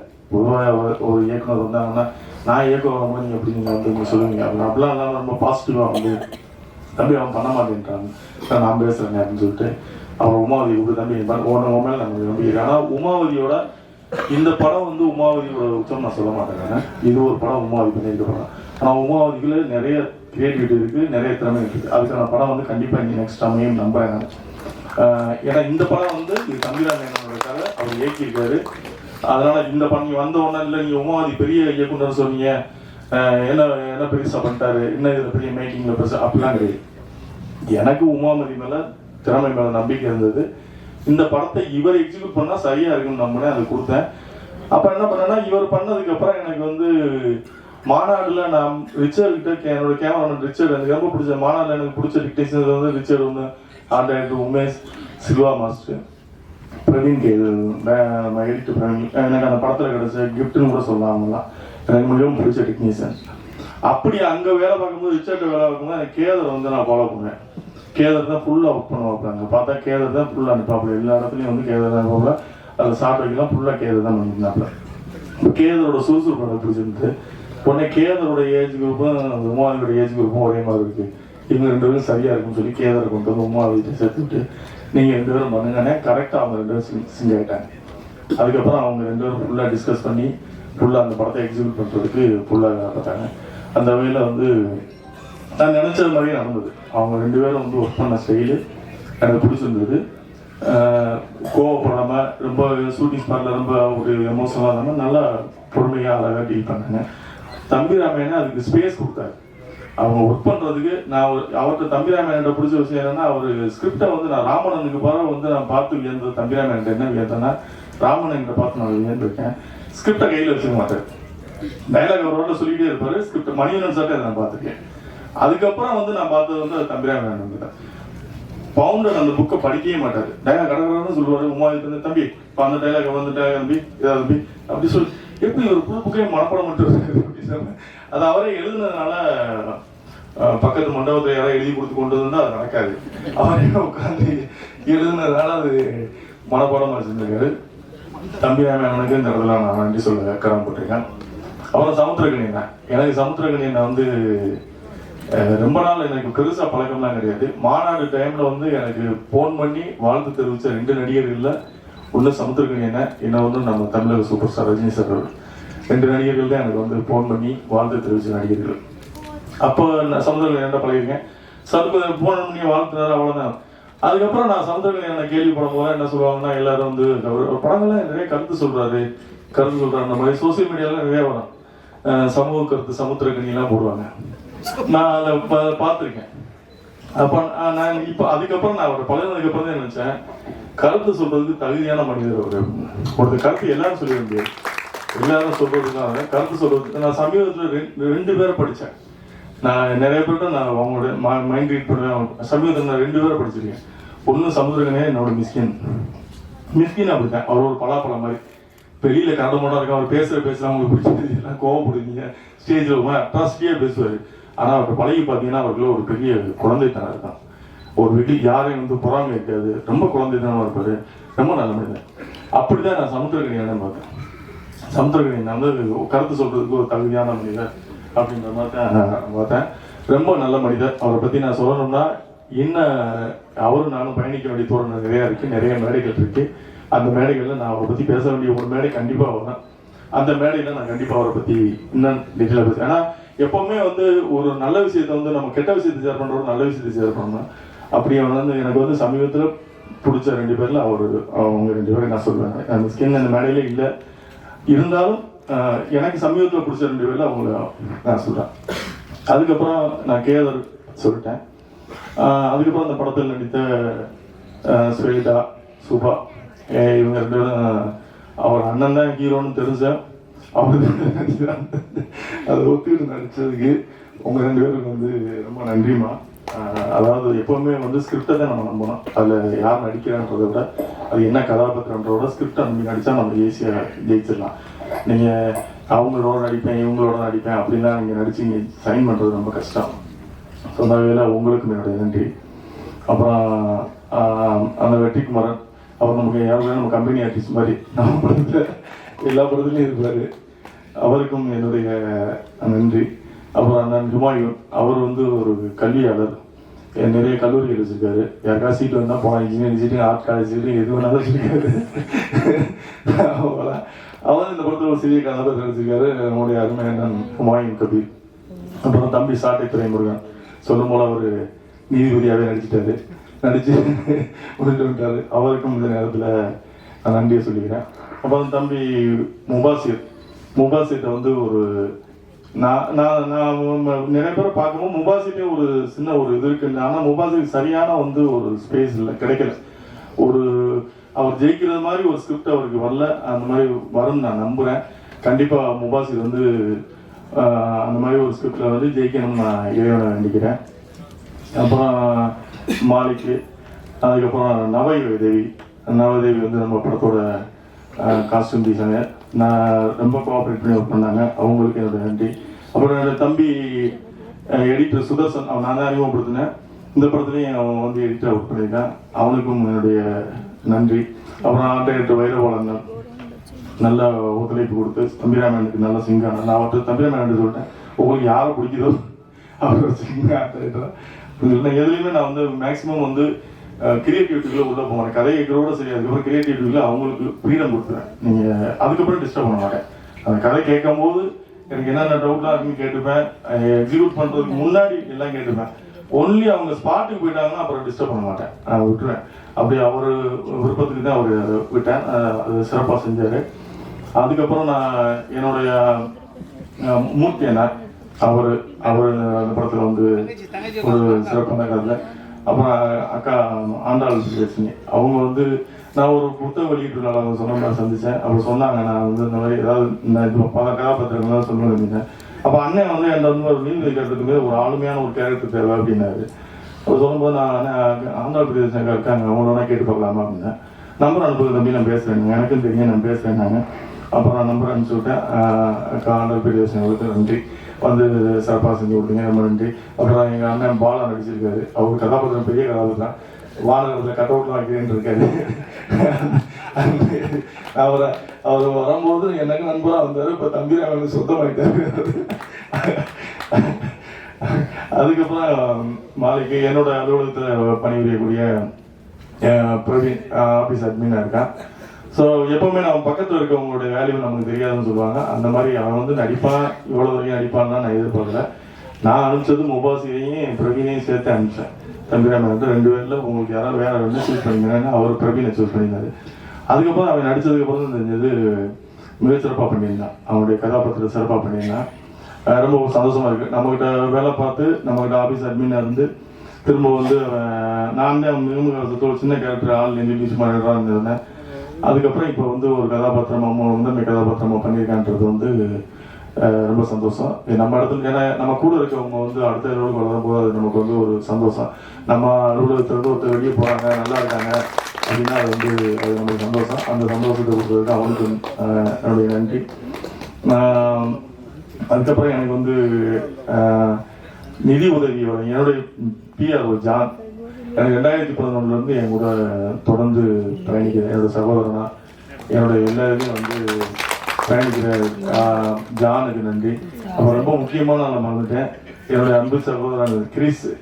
இதில் வந்து ஆக்சுவலாக வந்து கிரிஸ் வந்து நீங்கள் பாடகராக வந்து சைன் பண்ண எல்லாரும் நல்ல பாடகர், நிறைய நிகழ்ச்சிகள் பண்ணுறாரு. இந்த படத்தில் ஒரு நல்ல நடிகரை பார்ப்பீங்க. ரகுவன் சாரோட இன்னொரு வருஷம் பண்ணியிருப்பாப்ல, ரொம்ப சிறப்பாக பண்ணியிருப்பாப்ல. கிரிஸ் வந்து இதுக்கப்புறம் ஆனால் நான் சொன்னேன் துபாயில் பார்த்தா அவங்க ஒய்ஃப்ட்ட சொன்னேன், சங்கீதா சொன்னேன், அவங்க வீடியோ நல்லா நடிச்சிருக்காங்க, அது நம்பவே மாட்டேன், நான் நம்ப மாட்டேன் அப்படின்னா உண்மையாகவே நடிச்சிருக்காங்க. இல்லை நான் நம்ப மாட்டேன் அப்படின்ட்டாங்க. படம் வந்ததுக்கு அப்புறமா கூட்டு போய் காட்டுங்க, படத்தை காட்டுங்க. அவர்களுக்கும் என்னுடைய நன்றி, ஜானுக்கு என்னுடைய நன்றி. அப்புறம் எனக்கு என்னுடைய நிறுவனத்துக்கு பேக் போனா இருந்து செயல்படக்கூடிய என்னுடைய ஆடிட்டர் பாலமுருகன் சார் அவர்களுக்கும் நன்றி. என்னுடைய வழக்கறிஞர் விஜயன் சுப்பிரமணியம் அவர்களுக்கும் நன்றி.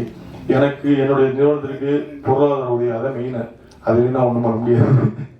அது வழங்கி எனக்கு சப்போர்ட் பண்ணுற திருப்பூர் சுப்பிரமணியன் அவர்கள், அண்ணன் பாலசுப்ரமணியன், அருண், அப்புறம் தர்மா, தம்பி தர்மா, எல்லாருக்குமே வந்து இந்த இடத்துல நன்றியை தெரிவிச்சுக்கிறேன். அப்புறம் என்னுடைய நண்பர்கள் அங்கே வந்திருக்க பாலசிங்கம், முத்து, வேலாயுதம் அவர்களுக்கும் நான் நன்றியை தெரிவிச்சுக்கிறேன். இவ்வளோ நேரம் வந்து நீங்கள் பொறுமையாக இருந்து என்னுடைய ஒவ்வொரு வளர்ச்சியிலையும் நீங்கள் கூட இருந்திருக்கீங்க. உங்கள் அனைவருக்கும் நான் நன்றி சொல்ல கடமைப்பட்டிருக்கேன். ஏன்னா படத்தை பற்றி நான் எதுவுமே பேசலை, படத்தை பற்றி பேசுறதுக்கு ஒன்றும் கிடையாது. அதாவது என்னென்னா வந்து படம் எடுப்பது எங்களுடைய கடமை. அதாவது வந்து ஒரு சிறந்த படத்தை தேர்ந்தெடுத்து எடுக்கிறோம். அது நல்ல படம் இல்லைன்றது வந்து அதோட வெற்றி தான் தீர்மானிக்குது. நாங்கள் எங்களுக்கு நல்லா தான் தெரியும், உங்களுக்கு வேற மாதிரி தெரியும். ஸோ வெற்றி தான் ஒரு படத்தை, நல்ல படம், கெட்ட படம், பெரிய படம், சின்ன படம்ன்றதெல்லாம் வந்து அந்த படத்தோட வெற்றி தான் தீர்மானிக்கும், நம்ம பட்ஜெட் தீர்மானிக்காது. அப்படி இந்த படம் ஒரு நல்ல படம், ஒரு மனிதனோட வாழ்வியல், இது மற்றவங்களுக்கு பிரயோஜனமா இருக்கு. அதாவது அந்த கதையை சூஸ் பண்ணது காரணமே இங்கே நிறைய பேருக்கு வந்து இது ஒரு வாழ்க்கை பாடமா இருக்கும். இது ஒரு புத்தகம் மாதிரி, நம்ம வாழ்க்கையை படிச்சு தெரிஞ்சுக்கலாம் அப்படின்றது மாதிரி ஒரு இது எடுத்தது தான். இது உங்களுக்கு பிடிச்சிருந்தா நீங்க வந்து உங்களுடைய இந்த ட்ரைலருக்கே நீங்க கூட விமர்சனம் எழுதி நீங்க சப்போர்ட் பண்ணலாம். உங்களுக்கு படத்தை பார்த்து பிடிச்சிருக்கான்னு சொல்லுவேன். ஏன்னா நாங்கள் படத்தை பற்றி பெருசாக பேச விரும்பல. படத்தை பார்த்து 29 ஆக்சுவலாக அந்த படம் வந்து 13 வெளியிடலான் இருக்கோம். 29 நாங்கள் அனௌன்ஸ் பண்ணியிருந்தோம். 29 வந்து 4-5 நாள் தான் வருது. புஷ்பா 2 வர்றதுனால எங்களால் வந்து அந்த டைமில் ரிலீஸ் பண்ணால் சரியாக இருக்காதுன்றதுனால டிசம்பர் 13 வச்சுருக்கோம். டிசம்பர் 13 நீங்கள் பார்த்துட்டு வந்து உங்களுடைய கருத்துக்களுக்காகவும் மக்களுடைய எதிர்பார்ப்புக்காகவும் ஒரு பரிட்சை எழுதி காத்திருக்கிற மாணவர் மாதிரி நாங்கள் காத்திருக்கோம். உங்களுடைய விமர்சனங்கள், உங்களுடைய அதாவது நல்ல விமர்சனங்களை ஏற்றுக்கிறதுக்கு தயாராக இருக்கும். அதாவது மேலே விமர்சனங்களை ஏற்றுக்கொள்ள தயாராக இருக்கும். ஏன்னா உங்கள் விமர்சனங்கள் தான் எங்களை அடுத்த கட்டத்துக்கு நகர்த்தும் நம்புகிறோம். 13ஆம் தேதிக்காக நாங்கள் காத்திருக்கோம். நிச்சயமாக வந்து இது வெற்றி பெறணும் அப்படின்னு நம்புகிறேன். இவ்வளோ கடைசியாக காம்பேர் பண்ண ஆண்ட்ரு அவர் இந்த படத்தில் ஒரு நல்ல கதாபாத்திரம் பண்ணியிருக்காரு. அவருக்கு நான் என்னுடைய நன்றியை தெரிவிச்சுக்கிறேன். அப்புறம் என்னுடைய அலுவலகத்தில் பணியாற்றக்கூடிய இளையராஜா, ராஜேஷ், கார்த்தி, அருண் கார்த்தி, எல்லாருக்குமே நன்றி. யாராவது விட்டு இருந்தால் மன்னிச்சிருக்கா, தம்பிராம கலை போனது சொல்லுங்க, நன்றி சொல்லியிருக்கேன். செல்வா என்னுடைய தயாரிப்பு செல்வா, ஜெகன், எல்லோருக்கும் ஒரு நன்றிகளை தெரிவிச்சுக்கிறேன். நன்றி, வணக்கம். இறைவனுக்கு நன்றி. நான் வினோதை சித்தம் பண்ணிட்டு உங்ககிட்ட சொன்னது தான் திரும்ப சொல்கிறேன். காலம் நம்ம எதுக்கு வேணாலும் ஆசைப்படலாம், ஆனால் நமக்கு எப்போ தரணும், எந்த சூழ்நிலையில் அதை கொடுக்கணும்னு முடிவு பண்ணுறது காலம்தான். ஏன்னா கடந்த ஒரு வாரமாக பயணங்கள் இருக்கும்போது எல்லாமே ஃப்ளைட் லேட்டாகவே இருந்தது. இன்னைக்கு மட்டும்தான் நான் வேணும் ஒன்றும் இல்லை, ஏன்னா காலதாமம் ஆயிடக்கூடாது, சரியாக போயிடணும், சரியான நேரத்துக்கு போய் நிற்கணும் அப்படின்றதுக்காக வேணும். இன்னைக்கு கரெக்ட் டைமில் எடுத்துட்டாங்க. ஒரு சில நேரத்தில் நம்ம போகும்போது எல்லா டிராஃபிக் லைட்டுமே வந்து க்ரீனில் இருக்கும். அது எல்லாமே காலம்தான், காலம் முடிவு பண்ணுறது தான். இதை நான் ரொம்ப நம்புகிறேன், இந்த நொடி வரைக்கும் நம்புகிறேன். ஏன்னா பல எதிர்பாராத அதிர்ச்சிகளையும் ஆச்சரியங்களையும் நமக்கு காலம் கொடுத்துக்கிட்டே இருக்கு. ரொம்ப சந்தோஷமா இருக்கு இந்த நிகழ்வு. ஒரு இயக்குனருடைய 3 படைப்புகளை பார்த்தா போதும் அந்த இயக்குனருடைய கேரக்டர் தெரியும்னு சொல்லுவாங்க. அது இயக்குனருக்கு மட்டும் இல்லை, தயாரிப்பாளருக்கும் பொருந்தும் நான் நினைக்கிறேன். அப்படிதான் நான் என் தம்பி சுரேஷை பார்க்குறேன். அவர் எடுத்திருக்க திரைப்படங்களை எடுத்து பார்க்கும்போதே அவர் யாருன்னு நமக்கு தெரிஞ்சது. அவரோட பயணம் பண்ணணும்னு ஒரு ஆசை இருந்தது. அந்த மேடையில் தியாகு சாரை பார்த்தோன்னே இன்னும் கூடுதல் சந்தோஷம். யார் யாரோட சேரணும்னு ஒன்று இருக்குல்ல, ரொம்ப மகிழ்ச்சி சார், ரொம்ப சந்தோஷமா. தம்பி வி ஹவுஸ் வந்து இந்த சினிமா இருக்கிற வரைக்கும் இருக்கும். ஒரு நல்ல படைப்பு எடுக்கணும் அப்படின்னா வி ஹவுஸ் போகலாம் அப்படிங்கிற ஒரு நம்பிக்கை வரும். ரொம்ப சந்தோஷமா இருக்கும். அப்புறம் என் அண்ணன் தம்பிராமன் அண்ணன், அவரை பற்றி நான் சொல்லணும்னா பேசிக்கிட்டே இருக்கலாம். எந்த கதை எழுதினாலும் என் அண்ணனை வச்சு தான் எழுதுவேன். இப்போ கூட ஒரு கதை எழுதி முடித்தேன், அண்ணனை வச்சு தான் எழுதுவேன். நாங்கள் 2 பேரும் சந்திச்சோன்னா கதைகள் மட்டும்தான் பேசிக்கிட்டே இருப்போம். ஒரு 5 நிமிஷத்துக்கு நான் ஒரு கதை சொல்லுவேன், அப்புறம் அண்ணன் ஒரு கதை சொல்லுவாங்க. மாறி மாறி மாறி கதைகள் தான் போயிட்டு இருக்கும். அதில் இந்த சமூகத்துக்கு ஏதாவது ஒன்று சொல்லிடுவோம். ஏன்னா நமக்கு இவ்வளோ பெரிய இடத்த கொடுத்த சினிமா மூலமாக நாம் ஏதாவது ஒன்று சொல்லிடுவோம்னு சொல்லி முயற்சி பண்ணிட்டு இருக்கேன். இப்போ ஆல்மோஸ்ட் ஒரு 10 படம் பண்ணோன்னே அப்படின்னு நான் பேச்சுக்கு சொன்னேன். இப்போ 5வது படத்துக்கு வந்திருக்கோம். இன்னும் 5 படம் இருக்குது. அதற்கு மேலும் ஒரு ஆசை இருக்குது, அது நடக்கும் நம்புகிறேன். என் அண்ணன் கையை பிடிச்சிட்டு அப்படியே வந்துடுவேன். ஏன்னா எனக்கு அவ்வளோலாம் எனக்கு பெரிய அறிவாளியெல்லாம் கிடையாது. நான் ஏன்னா அடிக்கடி நான் சொல்லிகிட்டே இருப்பேன், கொஞ்சம் இன்னசென்ட்டாக இருங்க, ஒரு சில விஷயம் தெரியாமல் இருக்கட்டும். ஏன்னா நிறைய விஷயம் தெரியாமல் இருக்கிறவங்க ஜெயிச்சிருவாங்க. நீங்கள் கவனிச்சு பார்த்தீங்கன்னா தெரியும். எனக்கு எல்லாம் தெரியும்னு சொல்கிறவங்க மாட்டிட்டீங்க, முடிச்சுன்னு இருக்கோம். எனக்கு ஒன்றுமே தெரியாதுங்க. நான் அப்படியே போகிறேன். போகும்போது யாராவது என் கையை பிடிச்சி கூட்டிகிட்டு போயிடுவாங்க அப்படின்னு நான் நிறையா நம்புகிறேன். அப்படி தான் இந்த மொமெண்ட் வரைக்கும் என் வாழ்க்கையில் நடந்தது. அதை இன்னும் நான் நம்புகிறேன். அதுவும் என் அண்ணன் கையை பிடிச்சிட்டு நான் போகும்போது ரொம்ப தைரியமாக போவேன். இந்த உலகத்தில் நான் எந்த டாபிக் பேசினாலும் என் அண்ணன்கிட்ட பேசலாம். நீங்கள் அரசியலா பேசலாம், சினிமாவா பேசலாம், இலக்கியமா பேசலாம், எது பேசினாலும் அண்ணன் அதுலேருந்து தனியாக மொத்தமாக இப்போ நடிகராக இருக்காரா அது அப்படியே தள்ளி வச்சுட்டு இலக்கியவாதி ஆவார், ஒரு அரசியல்வாதி ஆவார். எல்லாமே புள்ளி விவரத்தோடு இருக்கும். அப்படி ஒரு அண்ணன், ஒரு லைப்ரரி மாதிரி தான் என் அண்ணனை நான் பார்ப்பேன். என் தகப்பனா பார்த்துருக்கேன், என் அண்ணனா பார்த்துருக்கேன், ஒரு குருவா பார்த்துருக்கேன். நான் எப்படி பார்த்தாலும் எனக்கு அப்படி தெரியாது. அதான் என் அண்ணன். ரொம்ப சந்தோஷம். இந்த காலகட்டத்தில் உங்களோட பயணப்படுறது ரொம்ப மகிழ்ச்சியாக இருக்கு. என் பிள்ளை அதாவது இவரோட ஒரு படம் நான் நடித்தேன். ஆட்டோ இருக்குல்ல, ஆட்டோ போயிட்டு இருக்கும்போது இந்த வாசல் வழியா கிளம்பி அந்த வாசல் வழியா வரணும். அந்த எப்படி எந்த டைமிங்ல பண்றாரு ஒண்ணுமே புரியல. அதுக்கு பிறகு ஒரு ஷார்ட் கம்போஸ் பண்ணியிருக்காங்க. கார் வரும், கார் வரும், வந்து அப்படியே காரை தாண்டி நான் வரேன்றாரு. அண்ணன் சொல்றாரு, கனி சொல்றா அவனை பண்ண வேணாம் சொல்லு, இல்லைன்னா டூப் வச்சு பண்ணலாம் சொல்லு, ரோப் கட்டிக்க சொல்லு. நான் கூப்பிட்டு அப்படியே எப்படி சொல்றது, நான் சொல்றேன் தம்பி வேணாமே ரோப் கட்டிக்கலாம். இல்லை நான் வந்துடுவேன். அந்த நம்பிக்கை இருக்குல்ல, அதாவது ரொம்ப தகுதியான ஒரு நடிகர். ஃபைட்டா பண்ணுவார், டான்ஸா பண்ணுவார், நடிக்கணுமா சூப்பராக நடிப்பான். எல்லா தகுதியும் இருந்து என் தம்பிக்கு சரியான ஒரு கதவு திறக்கலையே அப்படின்னு நினைச்சிருந்தேன். முதல் கதவு திறந்தது எங்க அர்ஜுன் சார் மூலமாக. ரொம்ப சந்தோஷமா இருந்தது. ஐஸ்வன் தான் 2வது கதவு இது இயக்குனராக அடியெடுத்து வச்சிருந்தான். இதற்கு பிறகு நான் தான் சொல்லிக்கிட்டே இருப்பேன். பார்க்கும்போது தான் சொன்னேன், நீயே எழுது, உன்னுடைய ப்ளஸ் என்ன, உன்னுடைய மைனஸ் என்ன ஒதுக்கி வச்சுது, உன்னுடைய ப்ளஸ் வச்சு எழுது, கூடவே நிற்கிறேன், எடுப்போம். நம்முடைய எல்லா தகுதிகளையும் வச்சு சரியான ஒரு படைப்பை கொடுப்போம். அடுத்த படைப்பு அதுவாக இருக்கணும்னு ஆசைப்படுறேன். சரி, ஏன்னா அவருடைய உழைப்புக்கும் ஒழுக்கத்துக்கும் இன்னும் பெரிய பெரிய தளங்களில் என் தம்பி வந்து நிற்பான். கூடவே நானும் நிற்பேன். வாழ்த்துக்கள். ராஜா கிளி எங்கள் அண்ணன் பல முறை பேசும்போது பல கதைகள் சொல்லியிருக்கேன்னு சொல்றீங்களா, அந்த மாதிரி இது ஒரு கதை, நிறைய நிஜங்கள் பேசக்கூடிய ஒரு கதை. நான் சொல்ற மாதிரி தான் ஒரு காலம் மனிதனை எங்கெல்லாம் கொண்டு போய் நிறுத்துது. நீங்க எவ்வளவு நல்லவங்களா வேணாலுங்க, ஆனால் இந்த உலகத்திலிருந்து தப்பிச்சு போயிடவே முடியாது. என் நண்பன் தாமிரா ஒரு கவிதை எழுதினான், இந்த உலகில் இருந்து யாரும் அவ்வளவு எளிதில் தப்பி சென்று விட முடியாது, நீ பதில் சொல்லிட்டு தான் போகணும். அப்படிதான் இந்த கதை. இவ்வளவு சொன்ன போதும் பேசலாம். இதுதான் காலத்துக்கிட்ட பதில் சொல்லாம யாருமே தப்பிச்சு போயிட முடியாது. ஒரு காலம் நம்மளை எங்கெல்லாம் கொண்டு போய் நிறுத்தும். அதனால முடிஞ்ச வரைக்கும் உண்மையா இருந்துருங்க, எளிமையா இருந்துருங்க. காலம் நம்மளை கைப்பிடித்து தூக்கி செல்லும். வெல்வோம்.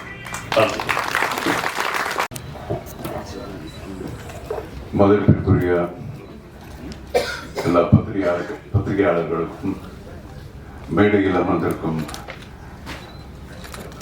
எல்லா பெரியவர்களுக்கும், சத்யரோகி தியாகராஜன் சார் அவர்களுக்கும், சமுத்திரகர்ணி சார் அவர்களுக்கும், ராஜ் கபூர் அவர்களுக்கும், தயாரிப்பாளர் சுரேஷ் காமாட்சி அவர்களுக்கும், அப்புறம் இந்த படத்தினுடைய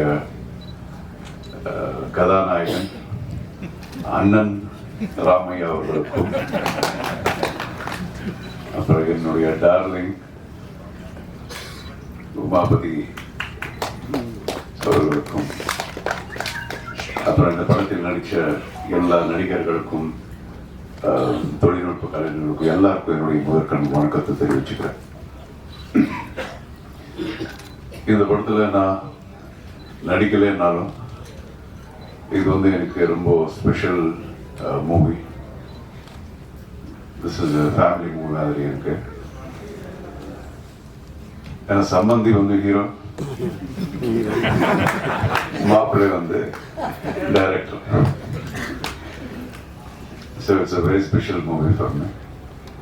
அப்புறம் ரமேஷ் சார், நான் உங்களுக்காக கூட வந்தேன்,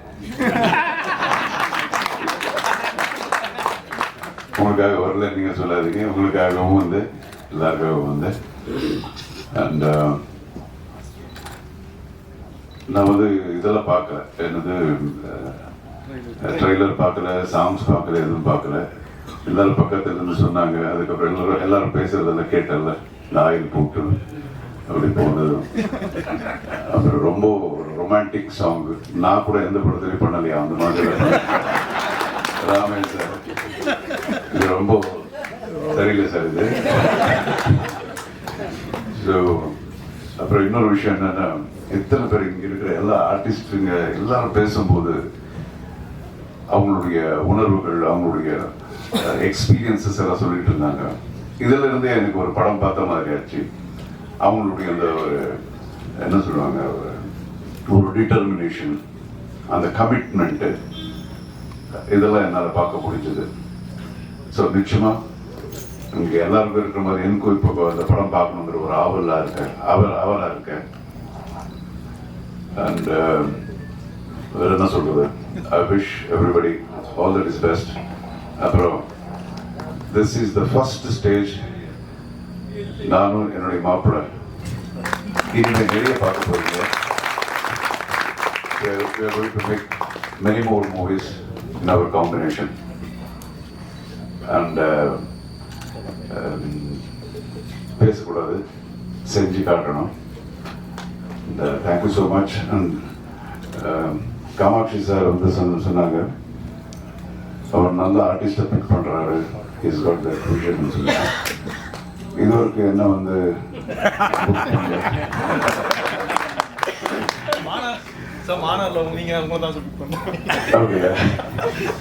சரி மன்னிச்சுங்க. Anyway, sir, thank you so much. All the best. God bless everyone. And I wish my Maapla all the best. Many more movies, awards, rewards எல்லாம். அதே மாதிரி என்னுடைய ப்ரொடியூசர் காமாட்சி அவர்களுக்கும் இந்த படம் வந்து மிகப்பெரிய வெற்றிகரமான ஒரு படமாக அமையணும்னு சொல்லி நான் அந்த கடவுளை வேண்டிக்கிறேன். ஜெய்கீத்.